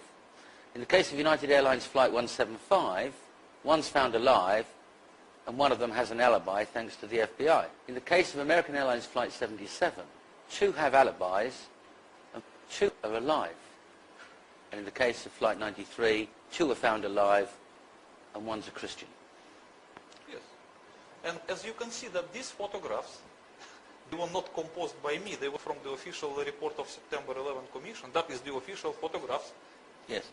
So it's your position that there are no flights, there are no planes hitting the World Trade Center, and there are no hijackers either.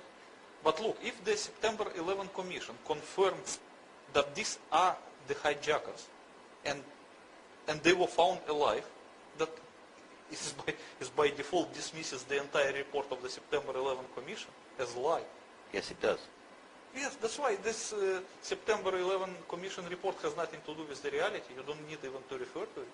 It's just I don't know what is that. It's a piece of a poor concoction. There's something else potentially seditious in what was published, because the interesting thing, all of these people, with the exception of one man, is a Muslim from an Arab country.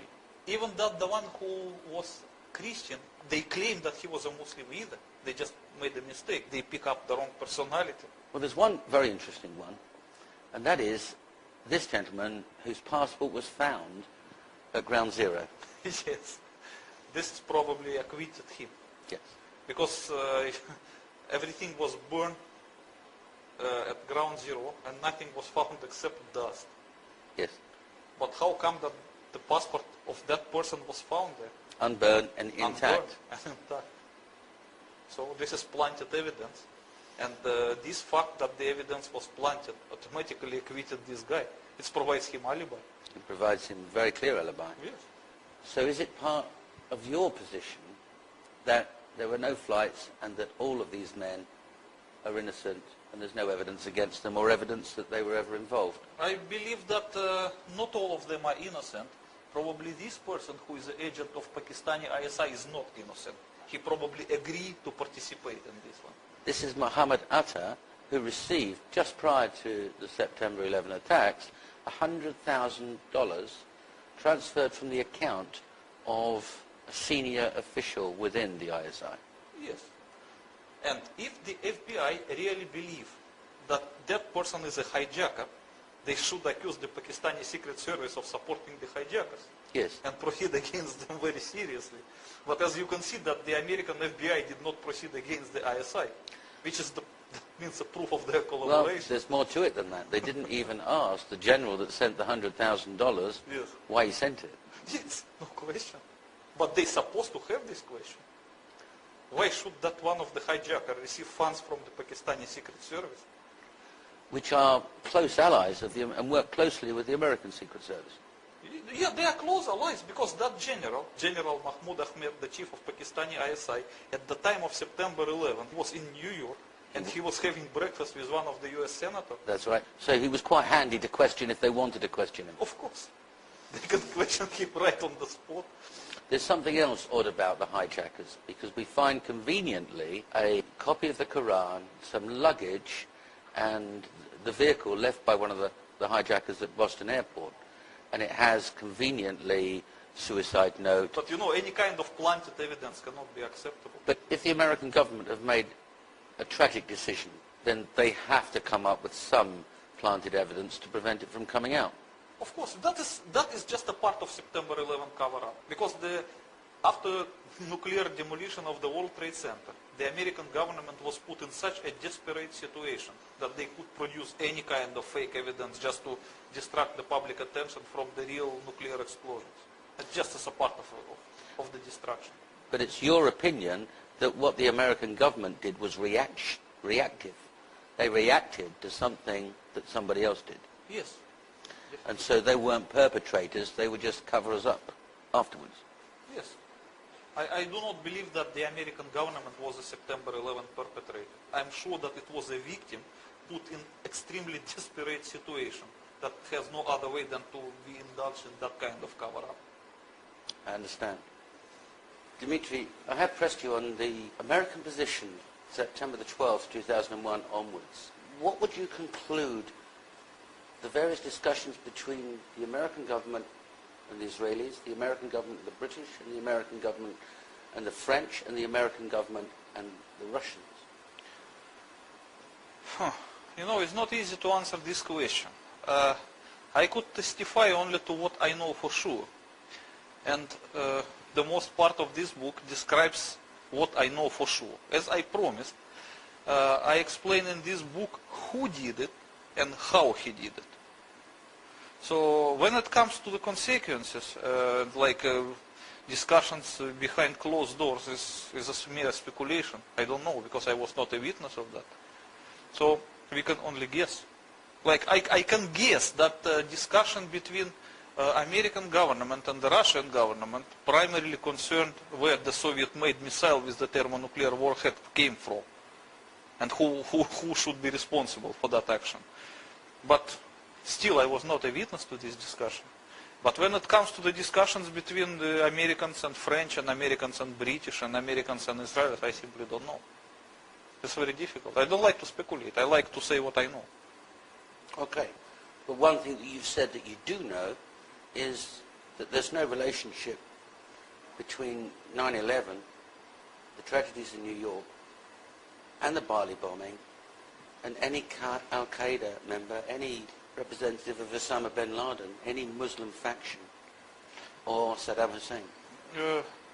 As you can see from contemporary documents available, even available for public use, the American government attempted immediately, still at September 11 noontime, to link Saddam Hussein to the September 11 perpetration.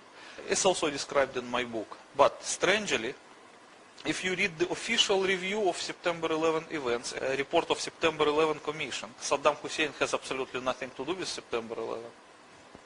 On the other hand, the report of September 11 Commission claims that Osama bin Laden and his so-called Al-Qaeda has something to do with September 11. Moreover, they even directly blame it on Al-Qaeda. But if you visit the official FBI website, and you look at the list of 10 most wanted, you will not notice that the FBI charges Osama bin Laden with September 11 perpetration, because the FBI admit they have no evidence against Osama bin Laden whatsoever. So it's a very complicated situation. The FBI claims one thing, the September 11 Commission report claims another thing, and the reality shows third thing. So. Okay, but one thing's for sure, the consequences of 9/11 have spread across the world to Afghanistan and Iraq. Many Iraqis have lost their lives, and many Afghanistanis have lost their lives as a result directly of 9/11. Okay, let's consider it more carefully. The FBI clearly stated that Osama bin Laden has nothing to do with September 11. At least they don't have any incriminating evidence to charge him as such. And as 10 most wanted person, he is wanted only for the bombings of US embassies in Kenya and Tanzania, but not for the September 11. But in the same time, as you remember that immediately after September 11, Americans went to war against Afghanistan, allegedly to capture Osama bin Laden in connection with September 11, which contradicts each other. It means the September 11 Commission report contradicts the FBI statement, and the actual war against Afghanistan also contradicts the FBI evidence. And when we talk about the war in Iraq, it's vice versa. The report of September 11 Commission does not link Saddam Hussein to September 11, Nonetheless, the Americans went to Iraq to fight and to look for the weapons of mass destruction. Which in 8 years they haven't found. Yes, because they don't have any. But still they are looking for it, as you can see. So this is very difficult to answer your question. Okay. Now, so Dimitri, can I ask you about this cavity after the event that's underneath what was the World Trade Center? What happens to it afterwards? As you can expect, at first the cavities were filled with some liquid hot material, which resulted partly from the melted material, so from cooling down of the gaseous materials. And these extremely hot liquid materials will just retain some temperature for about a year, and eventually they will cool down and set as a solid matter. Which explains the molten steel that was found 3 months afterwards. Yes, because the 150 kiloton will produce a lot of energy, so it will be like a pot with a hot matter, which it takes some time to cool down. Can you imagine the 100 meters deep cavity filled with this kind of thing? It may take a year to eventually cool down. Out still on the rubble, it's still I believe 1100 degrees.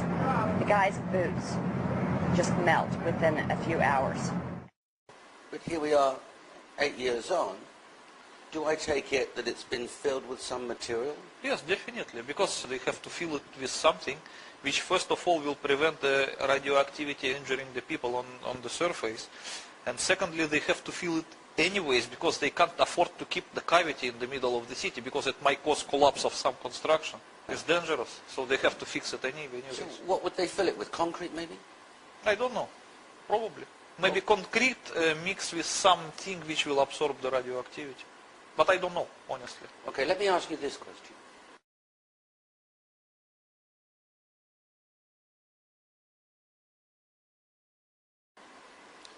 Let's say that some people might doubt your explanations for the collapse of the Twin Towers and your explanations for what's underneath them.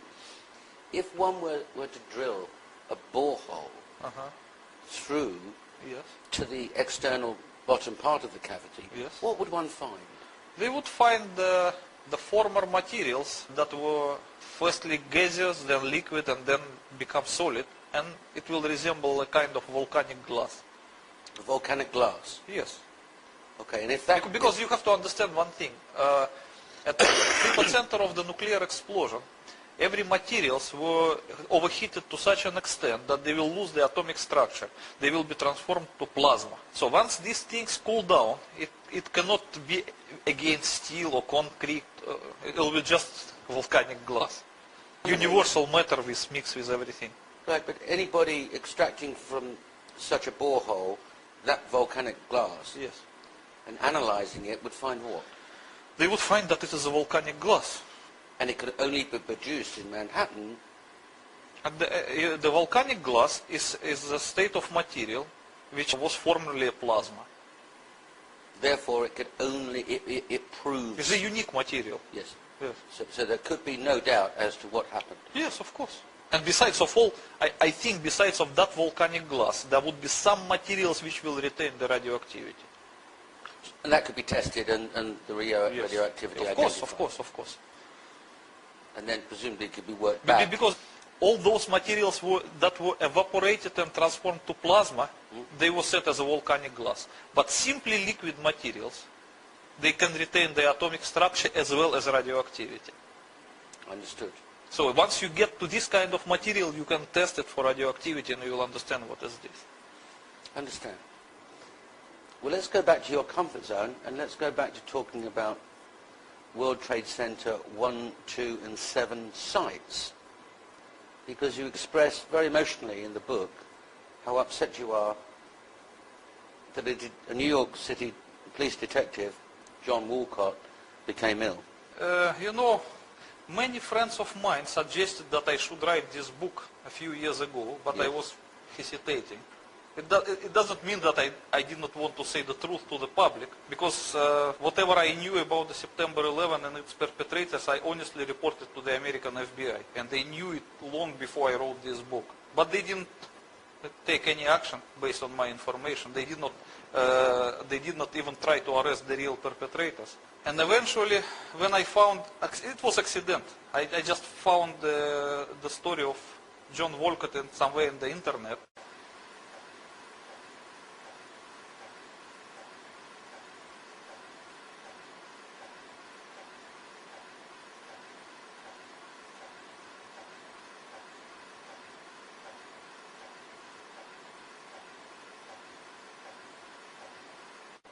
And it was said that he was surprised while working at Ground Zero that a certain FBI agent entered Ground Zero in the full hazmat suit, while the others who worked there, they were just totally unprotected.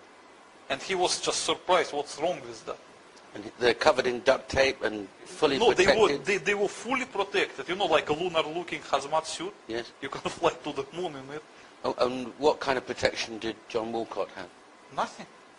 Probably the respirator made from the ordinary material, or probably nothing even like that. What happened to him? According to the published story, he got sick with the so-called leukemia, which is a typical consequence of the radiation sickness, which resulted in his bone marrow transplantation. And so that is the only way he managed to survive. So he was the victim of radiation poisoning? Of course, as many other Ground Zero responders who worked there unprotected and freely inhaling the radioactive vapors. And what happened to him afterwards? Yes, I told you that he was so sick that it required bone marrow transplantation to save his life, because his blood was not regenerating. Because the bone marrow is the first thing which is damaged by radiation usually. So when you see this kind of thing, that is the consequence of the radiation sickness. It can't be anything else? It can be anything else, but the bone marrow is the first victim of the radiation, always. It's the most sensitive to the radiation. But he survived, didn't he? He survived because of the bone marrow transplantation. He was lucky to get the transplant. But some other people were not so lucky, they just died. And the quality of his life?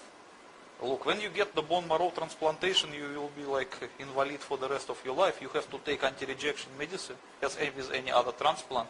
You have to, you have to cover your mouth not to accidentally get any infection, because your immune system virtually ceased to exist. And so he'd have to live in his own home, but not go outside because of his immune system? Yes, as with any other transplant. Okay. It can't be called life. It's just like, So when we look existence. at those pictures from space of vapors coming out of the debris of WTC 1, 2 and 7. You mean yes. This, yes? Yeah. Yes. Ground Zero workers were inhaling those vapors. Yes.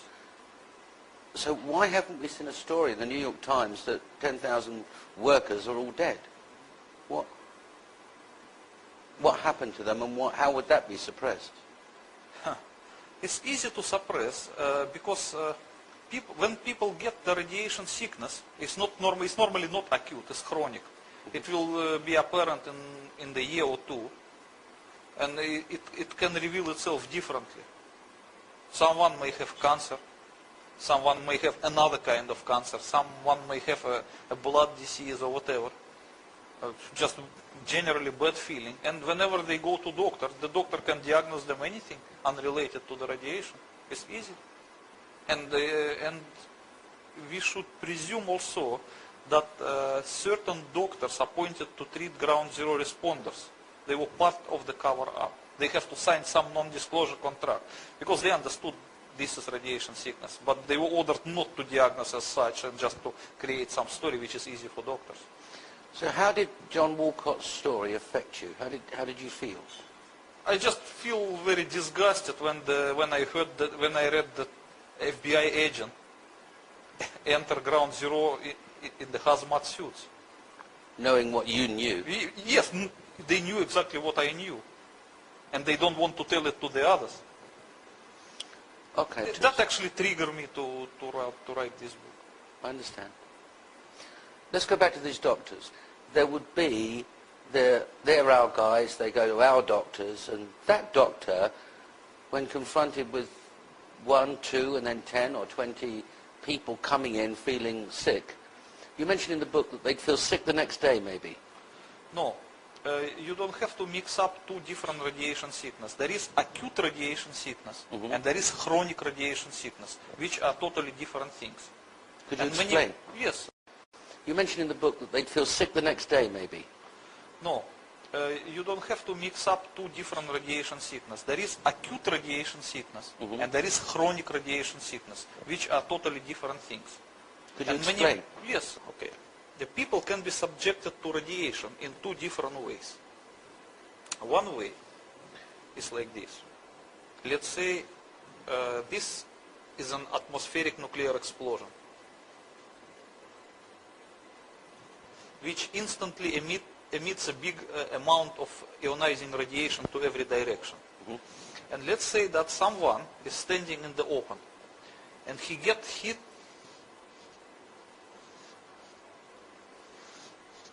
by the front of the ionizing radiation. So he will be injured by this radiation. But this event will not last long, because the ionizing radiation which is coming from the hypocenter of nuclear explosion is just a momentary thing. It doesn't last any second or 2 seconds, just very short time, once, that's it. So if that person at this time was hidden behind the wall, he would probably be saved. But if he is in the open, he will get the dose. So the strength of the penetrating ionizing radiation in this sense is measured in a special units, which for short they call it R, but in, like, I don't know how you pronounce it, Röntgens. Relatigens, yes. Okay, sorry, I can't pronounce it in that way. And once people get that number of radiation exposure, he cannot get it anymore, because this kind of thing doesn't last. So let's say in order to feel sick immediately, a person has to get 50 Röntgens. If it is below 50, you will not feel anything. It will damage your body, but you will not notice it. But anything above 50 will make you sick probably in next 2 or 3 days. And if you get 100 of it, you will feel seriously sick, also in 2 or 3 days, and you will probably need to stay in the bed for a few months. And if you get over 150 of this, you will feel sick also in 2 days or 3 days, and you may die, because it's considered to be dangerous. Understood. Not everybody will die, but it could be a big percent, 60–70%. Right. Depend on the general health. But some other people may recover. So if someone gets more than 200, it's a big chance to die, and 250 is considered to be a mortal dose. But the nominally mortal one is considered to be 500. That's just like guaranteed, at least according to the American classification. So let's say that someone is already got 50 Röntgens by being subjected to this explosion. Yes. And then he continued to remain in this territory, but the territory was radioactively contaminated by the products of nuclear explosion, like a radioactive dust, yes, or like secondary radiation. So this second effect is being called radioactive contamination. So radioactive contamination is not measured in Röntgens, but in Röntgens per hour, because it lasts a long time. Yes. So let's say that the strength of the radiation is 10 Röntgens per hour. So if someone stays there 30 minutes, he will acquire 5 Röntgens, in addition to this what he get already. Right.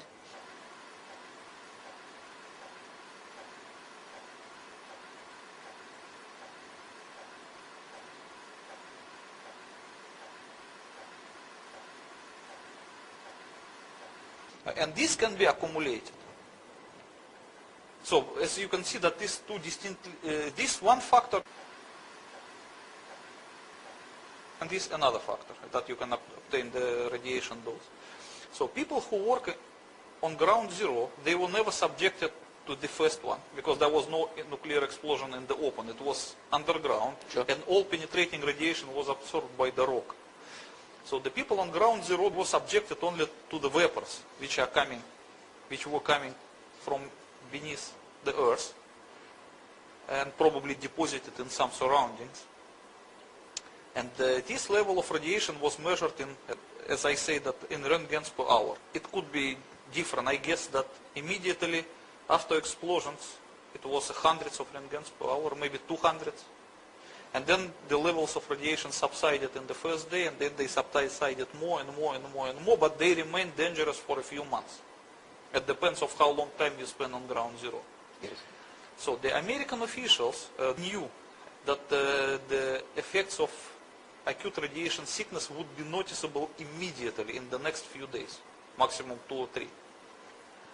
That's why they knew that they have to make some preventive measures to prevent the workers to obtain more than 50 roentgens of acquired radiation dose. That is why they issued them individual dosimeters. But they didn't say that they are dosimeters. They say that is a certain devices for control that kind of quality a of mini the Geiger counter. Yes, it's like described in this article, and you can see in these photographs. It was a very rare article. I also mentioned it in my book. As you can see that someone admitted that during cleanup works on ground zero, there were some alleged air monitors attached individually to everybody in the morning, and which have to be taken from him at the evening for alleged recalibration. Okay, but look, it doesn't look serious. It was just individual dosimeters which were taken every evening to take readings from them and just to calculate the summary radiation doses for each worker. So once the officials appointed to secretly monitor the radiation dose see that someone is acquiring close to the digit that he will soon feel sick, they remove him under some pretext from ground zero. Let's say transfer him to some other work, which is not dangerous in that sense. So they monitor it, and they never allow anyone to accumulate more than 50 roentgens. That is for sure. That's why no one in ground zero suffered from acute radiation sickness. But the chronic radiation sickness, that is another thing. As you know, that radiation has three main parts: gamma radiation, beta radiation, and alpha radiation. So the gamma radiation is a penetrative radiation. Yes. It will penetrate everything, including hazmat suit. So the hazmat suit cannot protect you from gamma radiation. It's the same way it will penetrate it. Sure. So all dosimeters used to measure only gamma radiation as the most dangerous. So let's say that there is a radioactively contaminated area, and some person came there with the dosimeter and he measured the level of radiation, which is 10 Röntgen per hour.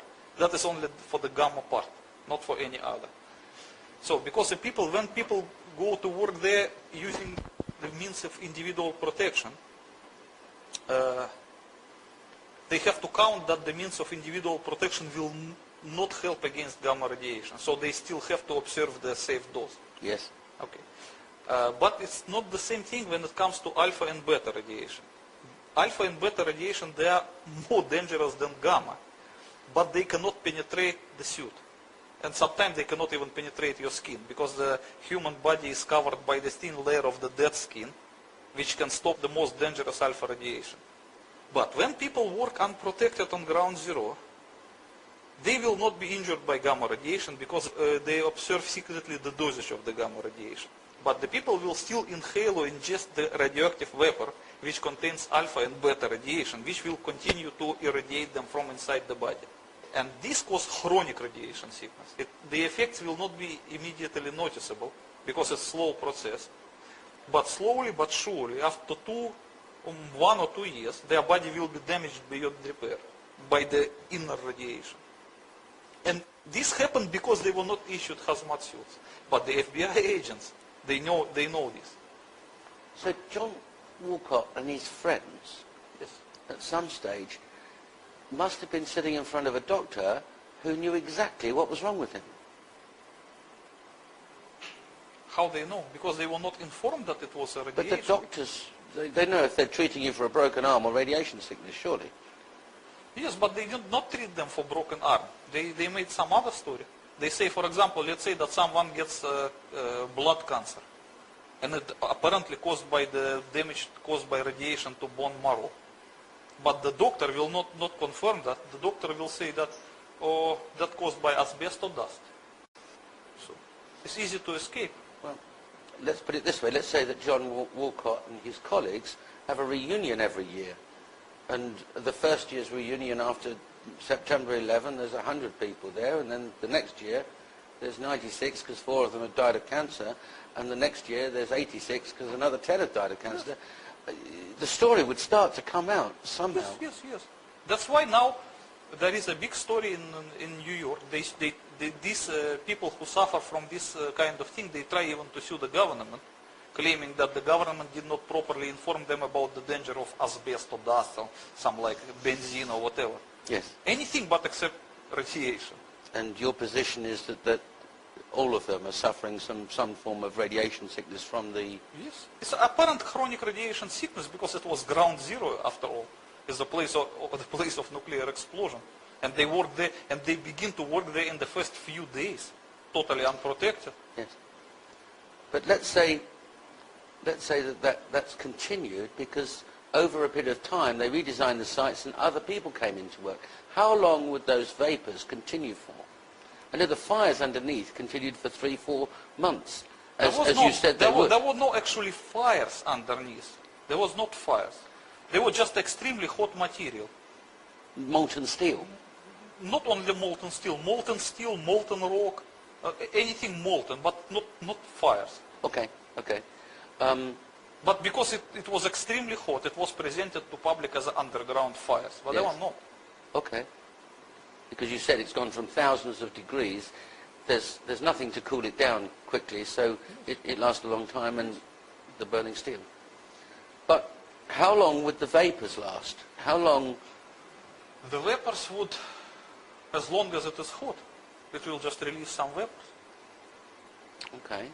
So anyone working there, even a year later, would still get some form of... Probably not a year. I believe that in 5 or 6 months they managed to cope with it because they put some efforts to curb the radiation. They sealed? No, first they use some special chemicals mixed into the waters of firefighters. Yes. And they use the firefighters to pour these waters into the cavities. So it minimized the exposure, but not much, I believe. But at least it cooled down a little bit, the matter. So if in natural conditions, if left on its own, it would cool down in maybe 1 year, because they were trying hard to cool it artificially. Maybe they succeeded in half a year. These vapors wouldn't just affect ground zero workers and police and fire department officials. Would it not also affect Manhattan residents? Of course they would affect Manhattan residents. Okay. But as far as I know, that Manhattan residents from the dangerous area, they were evacuated and not allowed to come back for another 6 months. Well, yes, the ones that were immediately affected. Yes. Certainly. They were not allowed to return until 6 months passed, which is still short. They should be away for at least 2 years, not 6 months.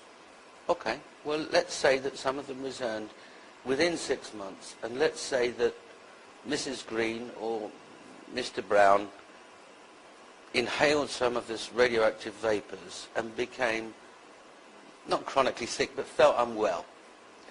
They wouldn't go to the specially prepared fire department's doctor. They'd go to a doctor, their own private family doctor, who they know very well, George, down the road. And wouldn't he know exactly what was wrong with them? Not necessarily. Why he should? He's a doctor. They've So got radiation sickness. The doctor is not necessarily a specialist in nuclear explosion and these kind of things. He's just a doctor. Okay. Well, if that what doctor saw is the symptoms, he doesn't see the cause. Okay. Well, if that doctor has half a dozen people from Vestey Street, which is just off, and they've come into him with the same symptoms, wouldn't it occur to him, wouldn't one suppose, to say, just hold the phone here, there's something wrong?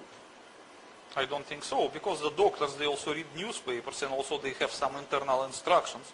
So let's say that certain doctors receive some circular which says that all people who live around ground zero were affected by asbestos dust. So the doctor should believe that. It's easy to cheat people, including doctors. Yes. Yes. All right, well, let's talk about more about the medical impact of the radiation, the radiation, the vapors coming from the ground.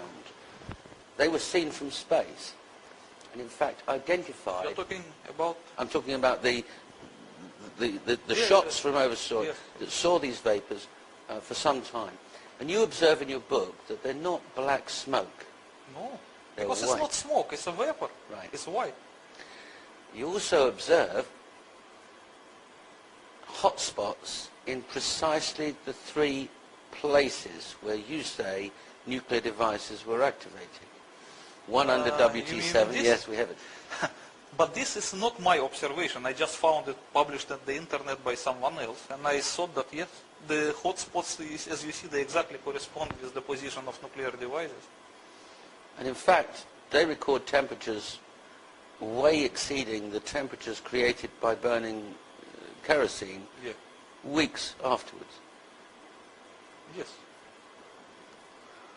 And your position is that there's no other explanation for those hotspots being where they are. You cannot create such a high temperature, 100 meters below the ground, that could sustain itself for a few months, unless you use a thermonuclear explosion of over 100 kilotons. What else it could be? Where you can get such a big energy to sustain these temperatures for such a long time? In fact, I'm glad you mentioned that, because I have here the 9/11 Ground Zero Energy Report. And this was recently published, but it does actually reach the conclusion, interestingly, the same as you. And I'll quote from it. The huge vertical particle plumes briefly left behind where the towers had stood moments earlier offer mute testimony to the fact that solid floors did not sequentially pancake downwards. That would have taken significantly longer, been far less destructive, and appeared far different from what was observed. Clearly, this hypothesis that a sequenced vertical array of directional low-yield thermonuclear devices was used to annihilate the World Trade Center skyscrapers top to bottom, forgive me. It's not an easy thing to prove. It should be easy to disprove if it's significantly off base. Yet it remains standing as the basis for the only explanation to account for all the most phenomenal ground zero evidence. So here we have some physicists agreeing with you. Yes. And we have a groundswell of sites coming up saying 9/11 truth, loose change, other experts, doctors of physics coming forward and saying there's something wrong here. And each of those is heading towards the conclusion that you draw in your book. That must give you some comfort.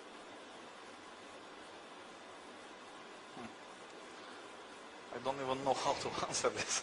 If the evidence were unsupported by anybody or anything else, and you just published this book and announced to the world, I know what happened and I know who did it, they would laugh at you if nobody had drawn the conclusions that you've drawn, that the 9/11 Commission report is wrong, doesn't address and answer questions that you've answered, and other people are reaching the same conclusions. Yes, of course. There are a lot of people who attempted to search for September 11 truth independently, and they arrived to similar conclusions as mine, with the one difference. They did not know for sure that there was a nuclear demolition scheme of the World Trade Center, while I knew it for sure from my former service in the Soviet military. That makes the difference. So it means they were guessing, and they arrived to the same point. But I didn't need to guess, I know it for sure. But there's something else that makes your book unique. And we'll come to that later, but that is that you are going to name the perpetrators of the 9/11 tragedy.